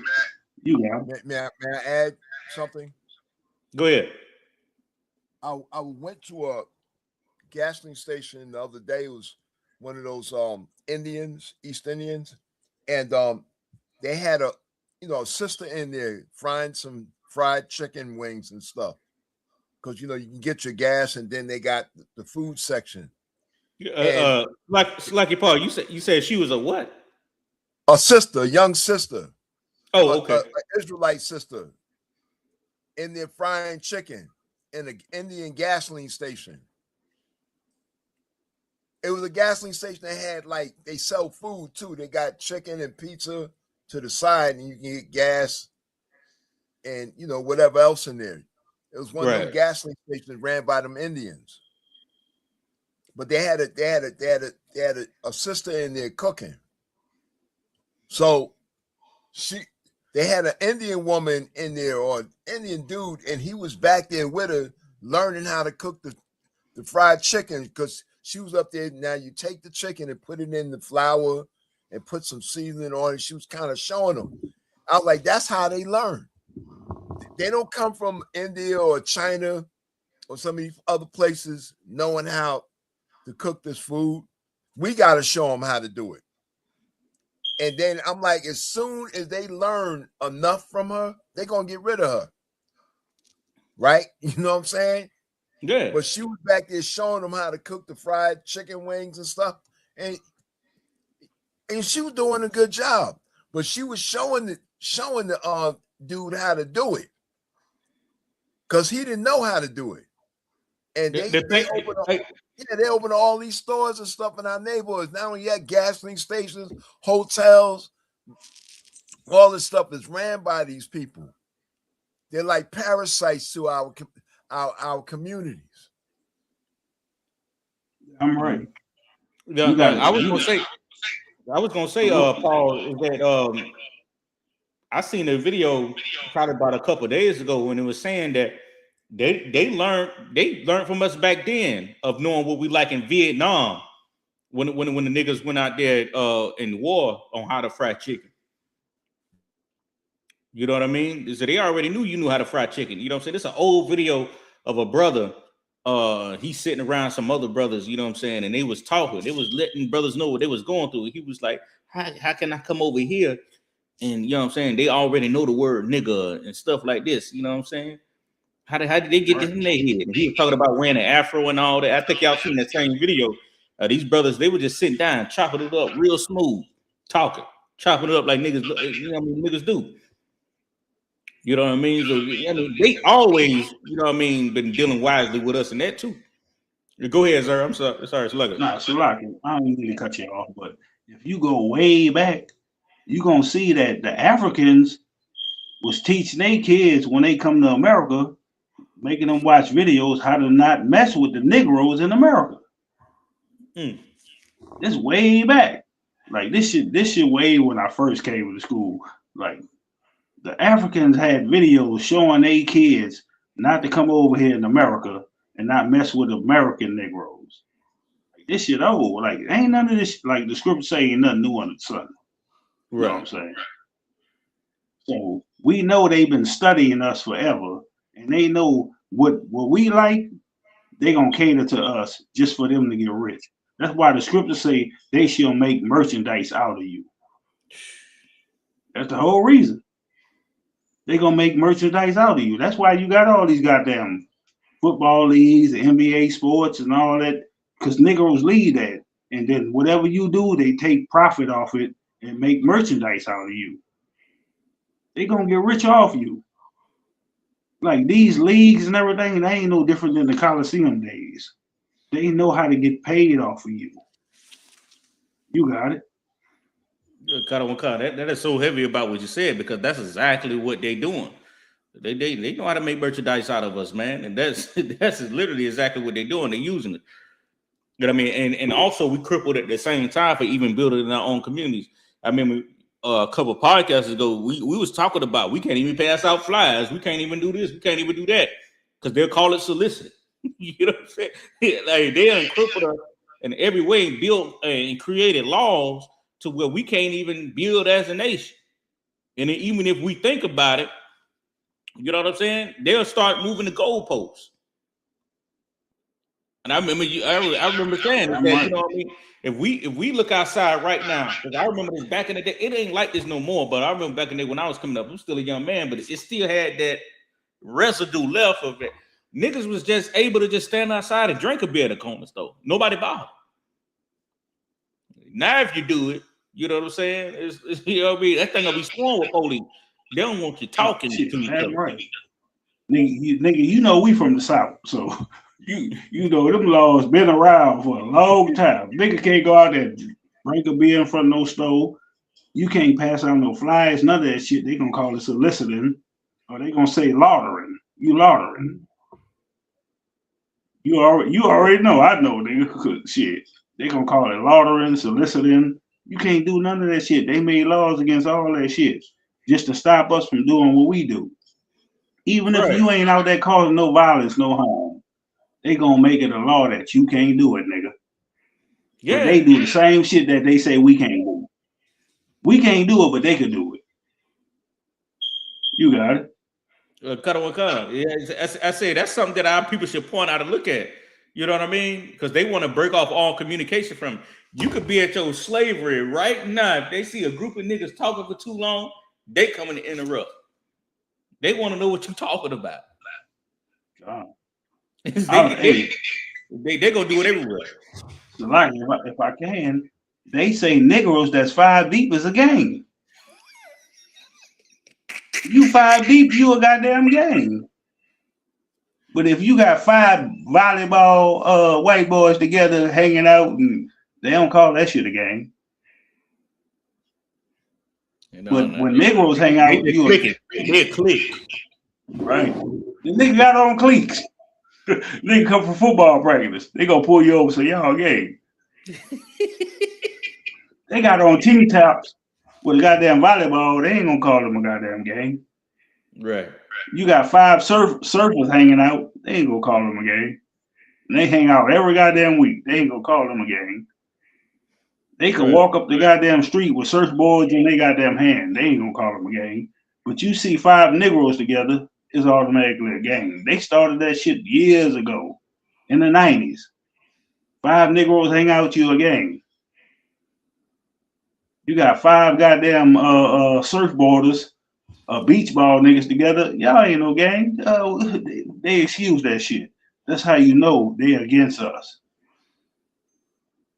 Right. That we do, we a goddamn gang. You got it. I seen it earlier. It was Officer Tazai from I know he's in Atlanta now. He was out there in Alabama. He posted a picture and it was 12 right behind me. It was the police. He said, "Man, it ain't a camp unless 12 come." He said the police always got to get called when you bringing out the truth. So it's serious. You know what I'm saying? Even though, and that's the thing about the truth too, because you know what I'm saying, I ain't never really see. I said when I came inside the truth, and I seen a black woman listen to it. This is how the simplest stuff will blow your mind. Oh, it's that when I seen the black woman listen to a black man, I was like, damn, she listening to this nigga.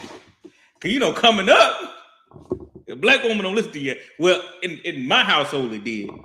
But you know what I'm saying, outside of that, where I see a black woman actually listen to a man and she followed him by command, I'm like, I'm with that shit, nigga. I don't know what he told her or what bug he put in there, but nigga, she listened. You see what I'm saying? So it's like, man, it is very heavy when you come inside the truth, man. You start to see it, you see the Lord working with it. So of course our oppressors, when we out there bringing it out of camp, you know what I'm saying, they're gonna be against anything that we do. You know what I mean? My bad. Who had something to say? No, so like I ain't want to cut you off. You were saying something heavy. I didn't want to cut you off. Oh, go ahead, sir. No, I'm just saying that's when the blindfolders come off. You know what I'm saying? You really start to see what's going on. Like you don't get fooled no more by your fake ass. We all American. No, we ain't all American. You got to look at your oppressors, the ones that come invaded and took over. Like you got to realize what your oppressors did. They come unalive our Native American brothers, Latinos. You know what I'm saying? Issachar that was here to take over this land. So we wasn't united when y'all invaded and took over. It wasn't nothing about being united. It was about them taking over. Right. It was about them having power. We ain't never been equal. That's in your constitutional law. They still look at it as what it is, 3/5 of a human? 3/5 of a man. That shit ain't never changed. Why they ain't never changed that law if they look at y'all as being equal? That law still ain't never changed. That we are all the same, because we not all the same. We still 3/5 of a goddamn human to them. They ain't never changed that shit, because we never been equal. They always wanted to conquer and divide and rule. That's why they went to war with the sword. Like, we don't have to go to war with the sword to say we getting across. We just gonna speak this truth. I ain't gotta come out on live you to believe this truth. Either you gonna believe or you're not gonna believe, but I ain't gonna unalive you because you don't believe it. You got it. What you said is so right, sir. Because we always been spiritual as a people, even in our ignorance. I see niggas out there even when they get tattoos, they tattoo something on their body. To be remembered and shit. You know what I'm saying? To they woman name or what else? What else? A dead homie or something like that. You know what I'm saying? You see what these heathens believe in, man. You got an Arab there blow himself up just so he can get 7 wives in the next life. Right. What they say? What they? Goddamn, no. What I'm thinking about, the Arabs and Muslims. When you get unalive, you get 77 virgins and some raisins or some shit. Whatever they say. I be looking at this retarded shit. Like, you know what I'm saying? When niggas do some shit now, it's unlawful. You don't want to get no tattoos done like that. But what I'm saying is that even when they go ride on somebody, you done had to do something to a nigga for them to do it. You know what I'm saying? You know what I mean? I was watching Power the other day. A certain Power, 50 Cent, he got something called Raising Canaan. And at the beginning of the show, it's already popping off. The little brother had died. You know what I'm saying? Then you had the big brother. He ready to go ride on anything that's breathing right beside him. You got to do something to us, or even in our ignorance. You know what I mean? It's still towards something spiritual that's positive in a certain way. I would say that, none of it is right according to the Lord. But you start to look at what these heathens do, just like what you just said. We ain't gotta spread the sword because you don't believe in something. You know what I'm saying? Like, you talk about Allah, you want to kill everybody. Like, how you gonna fight for your God? I thought your God was supposed to fight for you. These brothers, like, heathens out here really fighting for God. What you said about the crazy part is everybody believe in God, and then the Most High is against homosexuality. So you can't fight and say I believe in God, he against homosexuality. That means there's a difference. You're right. I mean, somebody got to go, and who you gonna pick? You or the homosexuals? Right. Is you gonna pick yourself and all these other people and the homosexual? Like, you got to make a choice. Like, the Most High, you read in the scriptures where he against homosexuality. Christ ain't come back and say I'm about to be unalive for homosexuals. That ain't in the goddamn Bible. Like, that's not in the Bible. Christ never said I'm about to be unalive for homosexuals, because that's against the Bible. That's against the commandments. You know what scripture I love to bring about that scripture? When the scripture, an effeminate should not make it in the kingdom of heaven. I love to bring it down to them on what that means. But it says an effeminate should not make it into the kingdom of heaven. You know how it is, sir. You know how we be running into those alphabet communities about how God approved them of their lifestyle and everything like that. You know what I'm saying? I seen the video of a guy. I think it was and then he made himself look bad. I ain't gonna lie to you, he was Israel. You know what I mean? But when you do that shit, the Lord is not with you. He was like, women should be respected, because I'm talking about this is clearly a man, but he called himself a woman. He was like, women should be respected, or something like that. You know what I mean? And it was a white dude. It was a woman standing right beside him. He was like, yeah, you talking about she should be respected? Yeah, I understand she should be respected. He was like something like that. but they was arguing back and forth on is a man, and this is just clearly science, and this is clearly something that we should already know. And I hate this shit for this universe. This is disgusting. Is a trans woman considered a woman? No. I don't understand why we even having this conversation. But this world is so goddamn confused that they got arenas debating this shit. Right. If you believe in the goddamn scriptures, ain't no way you could say I was born a goddamn homosexual. The Most High already told you he made male and female. He didn't say I made a male female, a female male. He said male and female. He simply said that.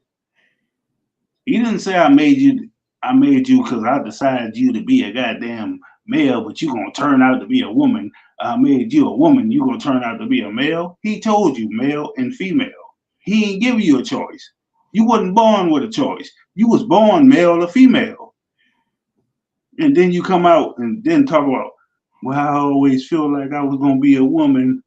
No, the Lord made you a male, dog. What the hell is you talking? The Lord made you a woman. What the hell is you talking about? He ain't gave you no choice in that. He made you what you are. He didn't say I'm gonna make a he she. The Most High never said he would have put it in the scriptures. I'm gonna make you a he she. Right. He didn't do that. Ain't no such thing. I was born like this. No, you was born a male. How you gonna feel like you was born a woman when the Most High made you a male? How you gonna feel like you're a goddamn male and the Most High made you a woman when he made you a woman? Like, what the hell is you talking about? Right. You got like something. Just say something happened to me in my life. You know what I'm saying? Something happened to me in my life that made me do this. Like, it all comes from you being raped or whatever. But the Most High ain't never said nothing about you gonna be a male, and then now you can make yourself into a female, or you gonna be a female, now you can make yourself into a male. The Lord ain't say that in the scriptures. That ain't what the scriptures mean when it say come as you are. The scriptures ain't, when the scriptures say come as you are, it wouldn't talk about I was a male when I was born, but now I'm coming as a woman. Damn I was a female when I was born, now I'm coming as a man. Ain't what it mean when it say come as you are. Like, the Most High ain't never said that. Now you could read that in the scriptures and you claim to know, oh, I know the scriptures. I was born as a male, but I'm a female really on the inside. Stop being bitch made. just stop doing it. Go ahead, you a woman talk about you should have been a male. Stop being masculine. Just stop wanting to be over and control every goddamn thing. That ain't what the Lord was talking about. You all confused because your oppressor told you could be whatever you want. They told you go out, you know, they got some people that go out there and sleep with animals and everything.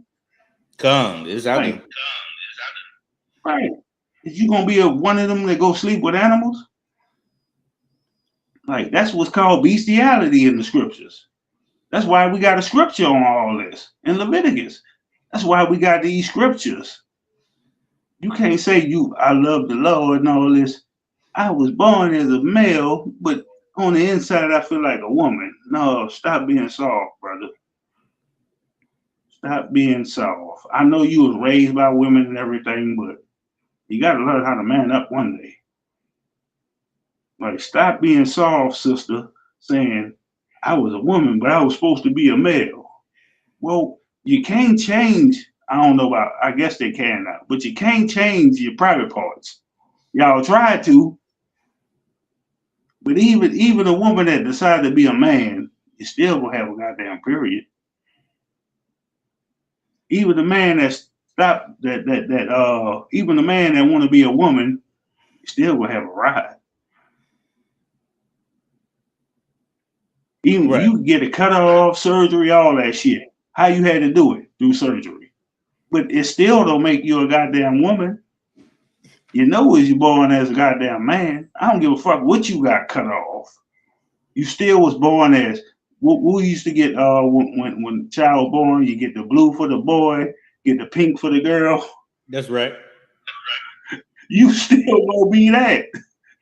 If I could, sir, if you see what it was a video of a brother, he was exposing that, and he was like, he was talking to a little shouter. She was like, yeah, but you can't tell because they was basically debating on just like what we talking about. If you could tell a young child or what they want to be, if he want to be a girl, you can be a girl. If he want to be a boy, she can be a boy. And he had to explain to her. He said that okay, but I was on your social media. You had a gender reveal recently. She was like, yeah, shout out to my baby. Woo, woo. And then everybody just put their heads down in the room. He said, why did you have a gender reveal? He said, because we want to see what it was. I said, good night. This bitch is dumb as fuck. Right. Why would you have even, so like I was gonna say, even on top of that, when you're born in a hospital, they label your gender. Right. Boy or girl. Like even the hospital label your goddamn gender. Either the hospital don't say this is gonna be a girl, that's gonna be a man, or this is gonna be a man, that's gonna be a girl. The hospital label your goddamn gender. You got it. Man, that shit crazy as hell, man. You know what I mean? Paul, I see you had something to say earlier. Go ahead. Oh yeah, I just wanted to say that I've noticed over the past few years the feminization of our black men. It's been an explosion of that, and I think a lot has to do with what's in the food. They might have sprayed the weed with stuff. Also, I've seen like recently some brothers that be out on the street, and these guys are gay, and they're sick. They're totally sick. I seen this one guy, he was up there giggling and laughing in front of these white folks, and he was gay. You could just tell his demons all up in him. There was another brother wearing a dress. I seen a couple brothers like in Augusta that were like out of their minds. And these guys are supposed to be gay, walk around switching. I mean, like they looked at absolutely horrible. And I felt sorry for them. You know what I'm saying? Because I think a lot of times that homosexuality demon destroys from the inside. It destroys a man from the inside, especially our peoples. We're supposed to be away from that. And it's sad when we see brothers like that and sisters. But exactly. I've seen the most damage with brothers. Exactly. But you want to know the reason those brothers are like that, man. They never been exposed to the truth. I'm gonna give you a story. I remember Uncle Matabar, he on here now. But if you remember about a couple of podcasts ago, he was like, man, I don't give a damn how many Big Macs I eat. I ain't finna be no faggot. You know what I'm saying? Right. It's you can put whatever you want in the food. Who gives a goddamn? You know what I'm saying? You go eat whatever that's lawful right near you. You know what I'm saying? But you know what I mean? The Lord controls that spirit. You know what I'm saying? You got to know exactly what to do. You know what I'm saying? Not saying that, you know what I mean, you're going to eat something that the oppressor probably done gave you and he probably tampered with the food or whatnot. But you know what I'm saying? I don't give a damn how bad I'm eating. It's not going to make you suck no dick out. If I can. Go ahead. The reason why I brought that out you said a couple podcasts ago, because even Paul got bit with, Paul got bit with a venomous snake, but he was on the poison. Mm-hmm. You see what I'm saying? Like, I don't give a damn what you put out there. It's not going to change me from this truth. You know what I'm saying? Like, and a lot of niggas got to get, I see a lot of niggas be on that food conspiracy, everything, you know. Oh, you eat McDonald's and you eating this, you eating. Like Paul said, Paul got bit by a goddamn snake, venomous snake. And that shit ain't even faze him. You just got to follow the truth, brother. You got to be in this truth, brother. You can't be talking about, oh, well, I ate a Big Mac today. I shouldn't have did that because they got this in it, they got that in it. You know what I'm saying? Some niggas like Big Macs. You gonna get mad at a nigga that like Big Macs? You gonna get mad at a nigga like Nuggets? You know what I'm saying? You gotta know that you protected by the Most High when you in this truth, man. Like the Most High could take us out anytime he want to. You ain't even gotta eat a goddamn Big Mac. You ain't gotta eat no nuggets. You go outside and breathe air and just pass over and be unalive. So it ain't about all that all the time. I'm not saying don't be healthy and be unhealthy, but you gotta realize the Most High can unalive you anytime he want to. That's why he say, I make alive. You know what I'm saying? I make sick. I'm paraphrasing, but that's the whole reason on it. Don't be listening to all these goddamn conspiracy theorists all the goddamn time talking about, oh, don't eat the Big Mac. They got brain in it. They got baby fat. They got, like, if the Most High want to unalive you, he'll unalive you. Damn right. Like, you could be the most healthiest nigga that been lifting weights all your goddamn life and go outside and get hit by a truck. What you gonna say then? What you got an excuse now? I was building weights, I was eating healthy, and go outside and get hit by a goddamn truck. It's like that. What you gonna say about that? Right. A fly don't fall out the sky without the Most High's permission. Right. Like, but it's just when it comes to this transgender, homosexual, all that. No, the Lord ain't made you to be none of that shit. The Lord made you to be a boy and a girl, Damon. You know? Right. Don't wake up talking about I feel like a girl the next day and you're a grown ass man. I feel like a girl. Like, that's just weird. Like, come on, man. Hey, sir. To lock you. Go ahead, Paul. I had took my grandson to a McDonald's a few months ago, and these Edomites came in, and it was a man and a woman, but the man was the woman. The man dressed like a woman, and the woman was dressed like a man. It was one of those mixed up, newfangled LGBT type couples. It was actually a real man and a real woman, and they had children. And when I looked at them, I was like, who is that? Because I looked at the guy, he looked like a woman, but I had to look back. This guy looks like a woman, but he looked like a dude. And then his wife was dressed like a man, and she was a woman. And they had young children, and these some Edomites that came in there with their kids to play at the on the playground there in Augusta. And I was just like, man, that's just crazy. But you gotta realize, brother, in your mind, you gotta expect that from the oppressors. I was about to say that. Like, you know, he with that 300 Roman shit. We the 300. Them Negroes was out there homosexual, wearing skirts. I spent 300 days, 300 nights with, they was homosexuals.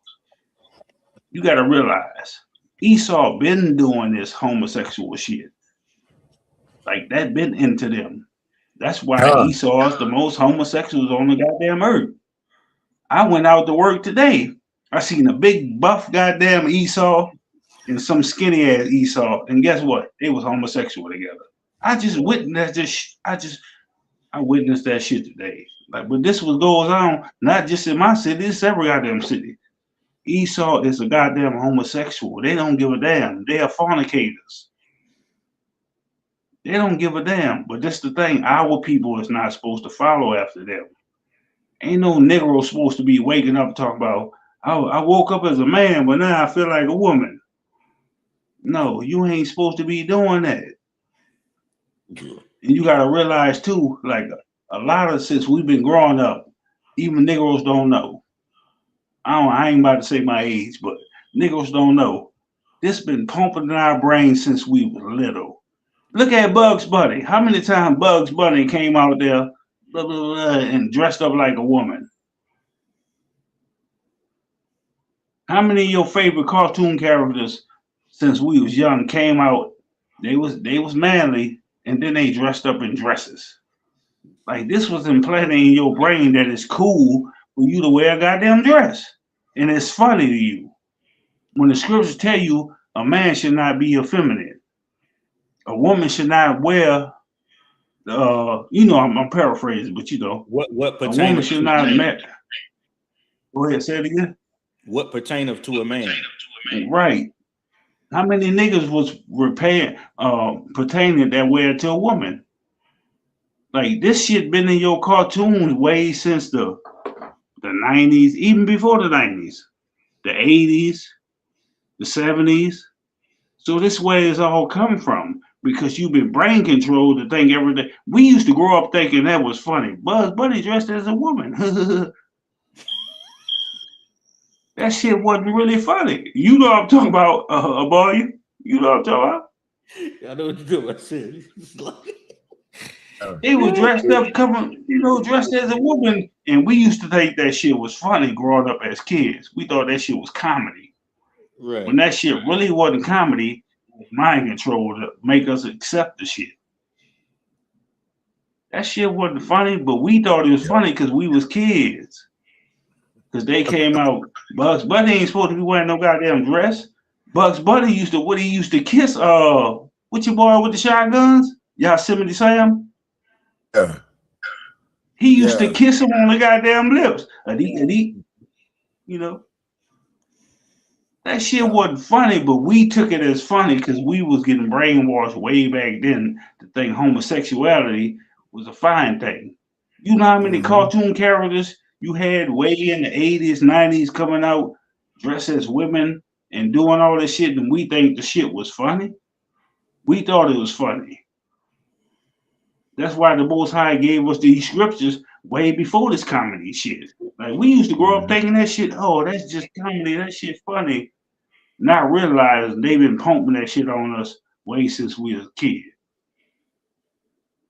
So, Lakia, may I say something? The late comedian Flip Wilson was one of the first black men that came out dressing like a woman. If you can remember Flip Wilson, when he would dress like Geraldine. I know what you're talking about. Yeah, and then Tyler Perry didn't help. Well, I remember when I first seen Tyler Perry, I didn't like him at all. He just act like a coon to me. And I know this is not about actors, but he was further pushing that agenda of black men being effeminized. If I can, I won't cut you off. Yeah, no. If I can. Sure. We had the Shanays. We had Martin doing it. Martin used to come up there dressed like a woman. Mm-hmm. We had Jamie Foxx coming up dressed like a woman. And this way before Tyler Perry. Remember, the Martin Show was on way before Tyler Perry. You had your Shanae, you had Jamie Foxx dressed like a woman. Even before them, it goes even before them. Yeah, we had them dressed, and they used to have us thinking that shit was funny for a man to dress like a goddamn woman. Because we wasn't in the truth. We didn't know. Man, we ain't supposed to be doing this.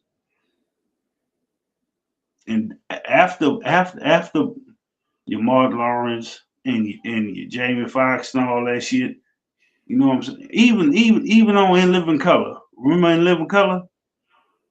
I remember this, sir.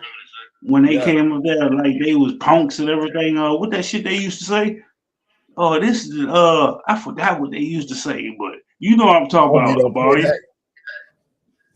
I know what you're talking about. Yeah, they was coming up there like punks. Men rain on me or whatever the fuck they were saying. Rain on me, or, like this shit been going on, man, to make niggas be emasculated. Mario, you know what I'm talking about? He laughing right now. You know what I'm talking about? Yeah, I know what you're talking about. But it's a spirit behind it. I remember when I came to school, one of my big brothers, man, Charles R. We were sitting back in the barracks. I was living in the barracks for years, and we was having a conversation about that shit. We was like, man, he said, just picture this. He said, you know how you with a woman, just the love life of just being with a woman, man. And you got to wake up with a man cooking you dinner, and then you go behind and you just smack another man on the ass and be like, "Hey man, what you making me for dinner, nigga? I got you eggs, I got you sausage, nigga. Hey, just make sure that you don't use up all my shaving cream at the end of the night." I'm talking about he would just give me certain scenarios and be like another nigga to come in the room and just like, "Hey man, shit, nigga, you took all the cover last night, nigga. I ain't appreciate that." And it was like in my mind, like a man should not supposed to be with another man. Good night. Lord ain't made the world like this. You been molested, bro. You got to remember. I'm gonna let you speak, Paul. Just give me 1 second. You gotta remember this shit been pushed on. I was born in the 80s, so this shit was pushed on us in the 80s. This way in the 80s, nigga. We in 2026. That shit was pushed on us in the 80s, where they tried to make the shit like it was comedy. And we growing up as kids, we laughing at this thing. The Bugs Bunny could kiss Yosemite Sam. I got you. We was thinking that shit was fine. We were thinking that shit was cool, but not knowing they've been pushing this agenda for a long time. Because the YT man is the devil that the Bible speaks of. That's right. We thought that shit was cool. Like Bugs Bunny used to walk up on Yosemite Sam and kiss him. And he'll be like, "I get you wabbit next time." You know what I'm saying? Like we thought that shit was cool. When that shit really wasn't cool. You got it, Paul.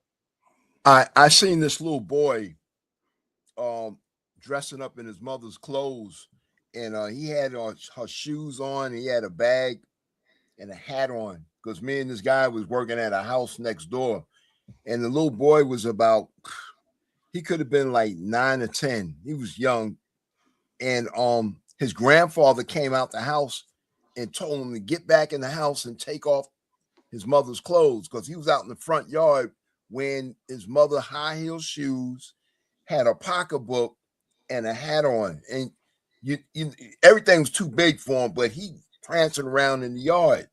So his grandfather came out, made him go in the house, take off everything. So his grandfather left, because me and this guy was putting up some sheetrock in the next house next door, so we was kind of looking. So as soon as the grandfather left, the little boy came out. This is a little while later, dressed up in some more stuff. Had another pocketbook and some other stuff his mom had. He walked around in the yard, this and that. Me and the dude was telling the kid, take your mom's stuff off. You know, that guy, little boy uncle came out the house. Little boy's uncle was a flaming sodomite. And I was like, that's where he learned it from. Because when the guy came out, we could tell that was like maybe his uncle, right? And I was like, man, look at that guy. And his uncle had on some lipstick and some other, you could tell, you know, he was that way. I said, that's where the little boy got it from. That's where the little son got it from his uncle. And I was like, Lord knows what was happening in that house to make him like that. You know, I bet he was getting molested by that guy. Shit probably was. Shit. Yeah. Right. And who you think the uncle was getting molested by? Damn right. Damn right. You know, and that's the thing about it. I was going to tell a story before, if I could, sir. I was going to tell a story before. This happened damn near recently, but not recently, probably about a year ago. I was over one of my close relative house in the world. You know, I was sitting there talking, and a person who lives there, which is my cousin, you know what I'm saying? He's in that life, he's in an alternative lifestyle. And I was drinking, I was talking, you know, I was making jokes and shit on the slide, right? Just talking shit, you know what I'm saying, to him or whatever it is, whatnot. Not saying that I was picking on him, but I was just making slight jokes, right? And he walked outside the room, and he kind of walked past me. You know, he gave a look, and then he went in the kitchen. You know what I'm saying? And then he went back in his room. And then the woman that was there was like, he heard what you said. You know what I'm saying? I said, I'll go talk to him, right? And I went to go talk to my cousin. I said, I stand on certain things. I ain't gonna take back nothing I said, but if I said anything that offended you, I apologize because I ain't say it to you. You know what I'm saying? You know what I mean? I'm gonna just come to you like a man, all right? I apologize to you. I walked out the room, you know what I mean? He came back out there on the porch, you know what I'm saying? I ain't never heard him talk like this. Now he talking like a man now. He was like, all right, you know what I'm saying? You don't need nothing from the store? You know what I'm saying? I'm going to the store. You don't need nothing? Like when you come to a man like that, he's feet, like brothers who have been molested, they waiting on, especially he already know what I believe in. He knows exactly what I believe in. But when you go to certain brothers like that and you apologize, you treat them in a way where you treat them with respect. You let them know that you was wrong. You know what I'm saying? Nah, he deep in his voice. He want to walk like you walk and walk the way you talk. You know, they start to change up their demeanor. You know what I'm saying? You got to understand, those brothers are broken. They've been through a lot of shit. You know what I'm saying? You know what I mean? Yes, they do live that eternal lifestyle, but you want to know what caused it. And we got to change that. And then, that's our job. Once I seen that, I knew that the Lord led me to the right brothers and to do things in the right spirit. You know what I mean? Yes. That's right. I mean, I kind of felt wrong for making jokes behind his back, but I knew that the Lord had me do it so he could come to me. I'm not really sure what he's living now, but picture if he keeps that up where he'll be at. Now you'll change another brother over. You know what I'm saying? You'll want another, but he didn't share himself too. You know what I'm saying? Because once I said this man ain't never deep in his voice. You know what I'm saying? But now, when you're around a man who done came to you like that, you know what I mean? Their spirit transferred. You know what I'm saying? You could be around a trooper. You could be around a trooper in the UPK, and the trooper had you stand up straight. You know what I mean? It's about that spirit, man. That's right. That's right. The spirit of the sodomite spirit is an evil spirit. It is an evil spirit. Yeah. They try to make it, like you say, they try to make it funny, put it in cartoons, have it on shows. It's okay. You know what I'm saying? They try to make lighthearted. It's just two guys holding hands. Yeah, I seen this book. I had went shopping one day. It was at a Ollie's or one of these other stores there in Augusta. They had this book there. It's My Two Fathers. Oh, this is my two daddies or something like that. It was one of these children books that said My Two Daddies. I took a picture of the cover of it. It was in the children's section. My Two Daddies. And then, it went through the whole thing, but it's an evil spirit that it will destroy our peoples. And not only does it do that, we can't make children. So they put that out there for us, and we end up destroying ourselves because of it, because we can't build families. It weakens the warrior class, the Israelite man, the warrior class. We're supposed to protect our women and our families, but we can't do it if we've got transvestites running around. Yeah. You know what I'm saying? I agree. I agree with you. We can't do it if we have anything running around that ain't of the Lord. Really, you know what I'm saying? You know what I mean? Anything that's of the Lord, you know what I mean? That's against the Most High. We can't do nothing. Not only with the gay shit, you know what I'm saying? Nothing. If it ain't of the Lord. I mean, you could be in a Christian church and a straight man. Yeah, but if you ain't following what the Lord say, shit, nigga, ain't nothing finna happen. You know what I'm saying? You gonna be right in front of the judge begging for justice, and we ain't getting nothing, and then forgiving our oppressors after they unalive your son.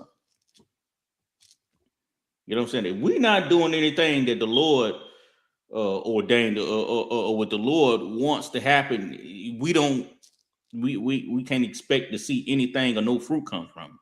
And that's exactly what we're doing in the Israelite School of UPK. You know what I'm saying? Doing everything the right way, man. That's right. You know what I'm saying? Yeah, I mean, that's it, man. You know what I'm saying? So it's any type of sin. You know what I mean? Being serving other gods, or you know what I mean, in an alternative lifestyles, trusting in thine enemy when we're not supposed to trust our enemy. It's anything. You know, we're gonna continue to fail. You know what I mean?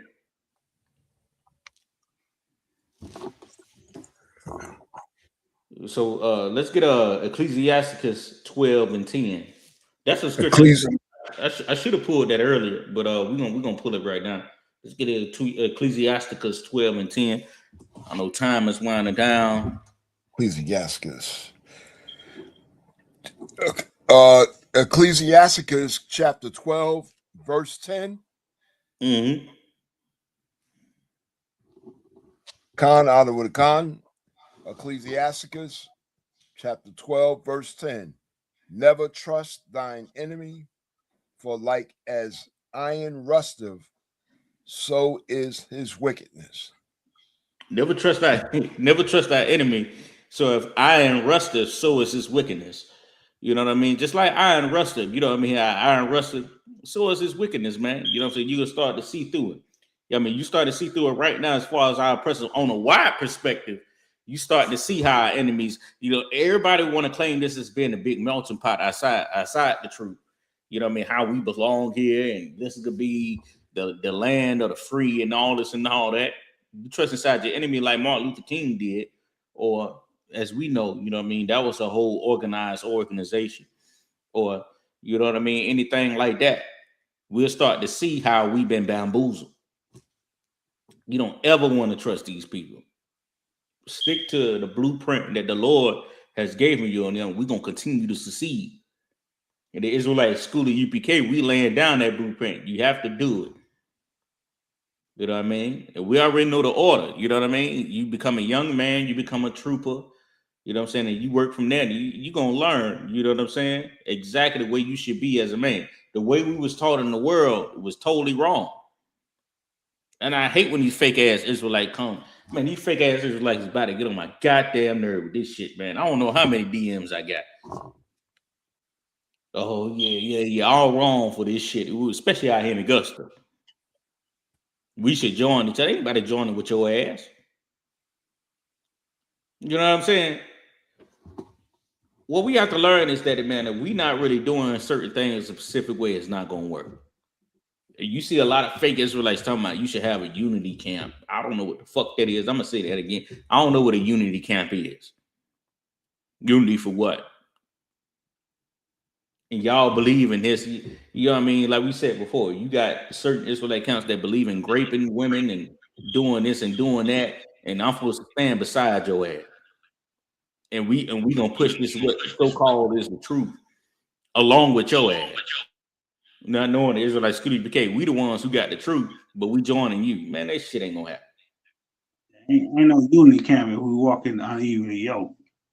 Like, we don't believe what everybody else fucking believe. Don't get mad at us. ISUPK is the truth. You got to realize all these other schools broke off from ISUPK. So don't get mad because we don't believe what they believe, and then you want to have a unity camp, and y'all go to goddamn camp knowing y'all don't believe, but everybody don't believe the same goddamn thing. Y'all ain't walking evenly yoked. Right. Because y'all gonna go out there, hold up, we can't teach this, we can't teach that, but y'all won't have unity. You got it. Right. You definitely right. And we stand on it. We stand on it. And we've been good as long as we stand on those principles. And the thing about it, sir, not to get these purple pigs no credit. They don't even believe in no unity camps. They strictly purple. If you ain't a faggot, you ain't alive.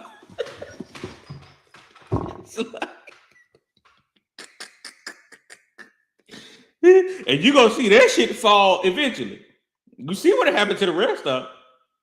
Because if you bring up the main conversation, even though we the elite, we the Israelite School of UPK from the beginning, is only ISBK and IUIC, and we already know that's a government operation.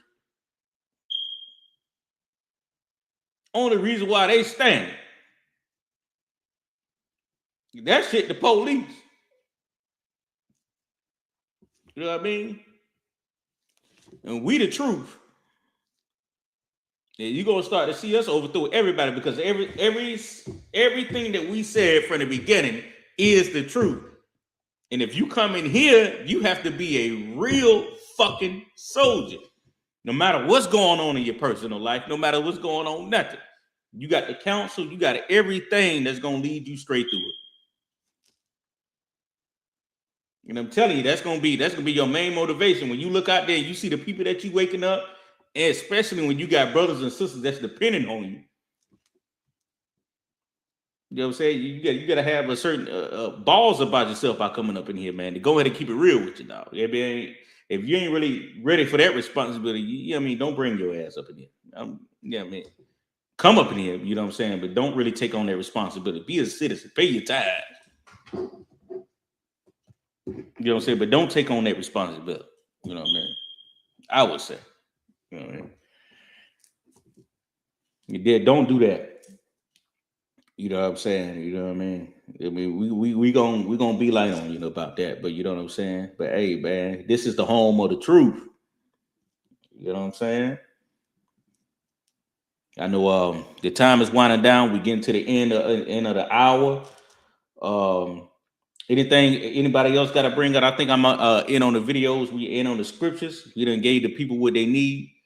Anything anybody else got to bring out for the night? We can go ahead and end it out with the one that we always do. No, I'm fine. You good, sir? It's like all I gotta say, make sure you like, share, and subscribe. You know what I'm saying? ISUPK Soul City Podcast, ISUPK Louisiana, ISUPK all channels. You need to be checking in. Right. If you're a brother or sister, you need to be checking in. You know what I'm saying? So you get this truth. Also, make sure you like, subscribe, share, YouTube, Facebook, wherever we at. Just do that. You know what I'm saying? But you got it. It's a lot of you. Cut on Khan, send your donations and pay your tithes because y'all are the ones that keep this nation rolling. I mean, we got to work with each other, man. You know what I'm saying? This is how we keep the profits rolling. Send them all across the world, I would say, not only just the United States, because, you know, the 12 tribes of Israel is everywhere. So you want to make sure you go to ISUPK.com. Send in your 10% that y'all got, man, or send any donations. You know what I'm saying?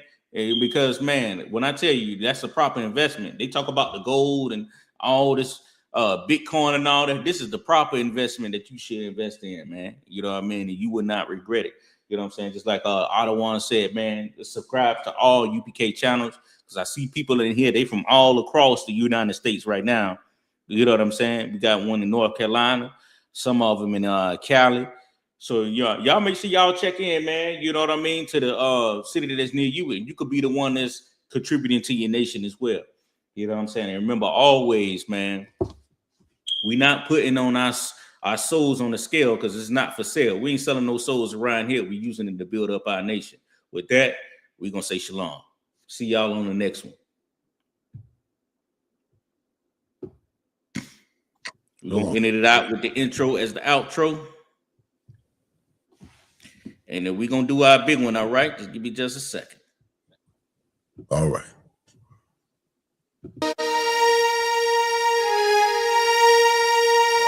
Leadership. Right. Martin Luther King has failed. Right. Putin is going to fail. Right. Everything that we ever did in this place to thrive as a nation, following after our oppressor, has failed. Right. So let's try the right way to do it. Come back to these laws, statutes, and commandments, man. That's right. Read. You understand what I'm saying? To make it into the kingdom of heaven. Why? Because if you being evil as hell, what use of you being in heaven, being evil as hell? You gonna turn heaven back into hell, man. You understand what I'm saying? Because you an evil bastard. You gonna pass it from you to the next person and the next person and the next person, man. Just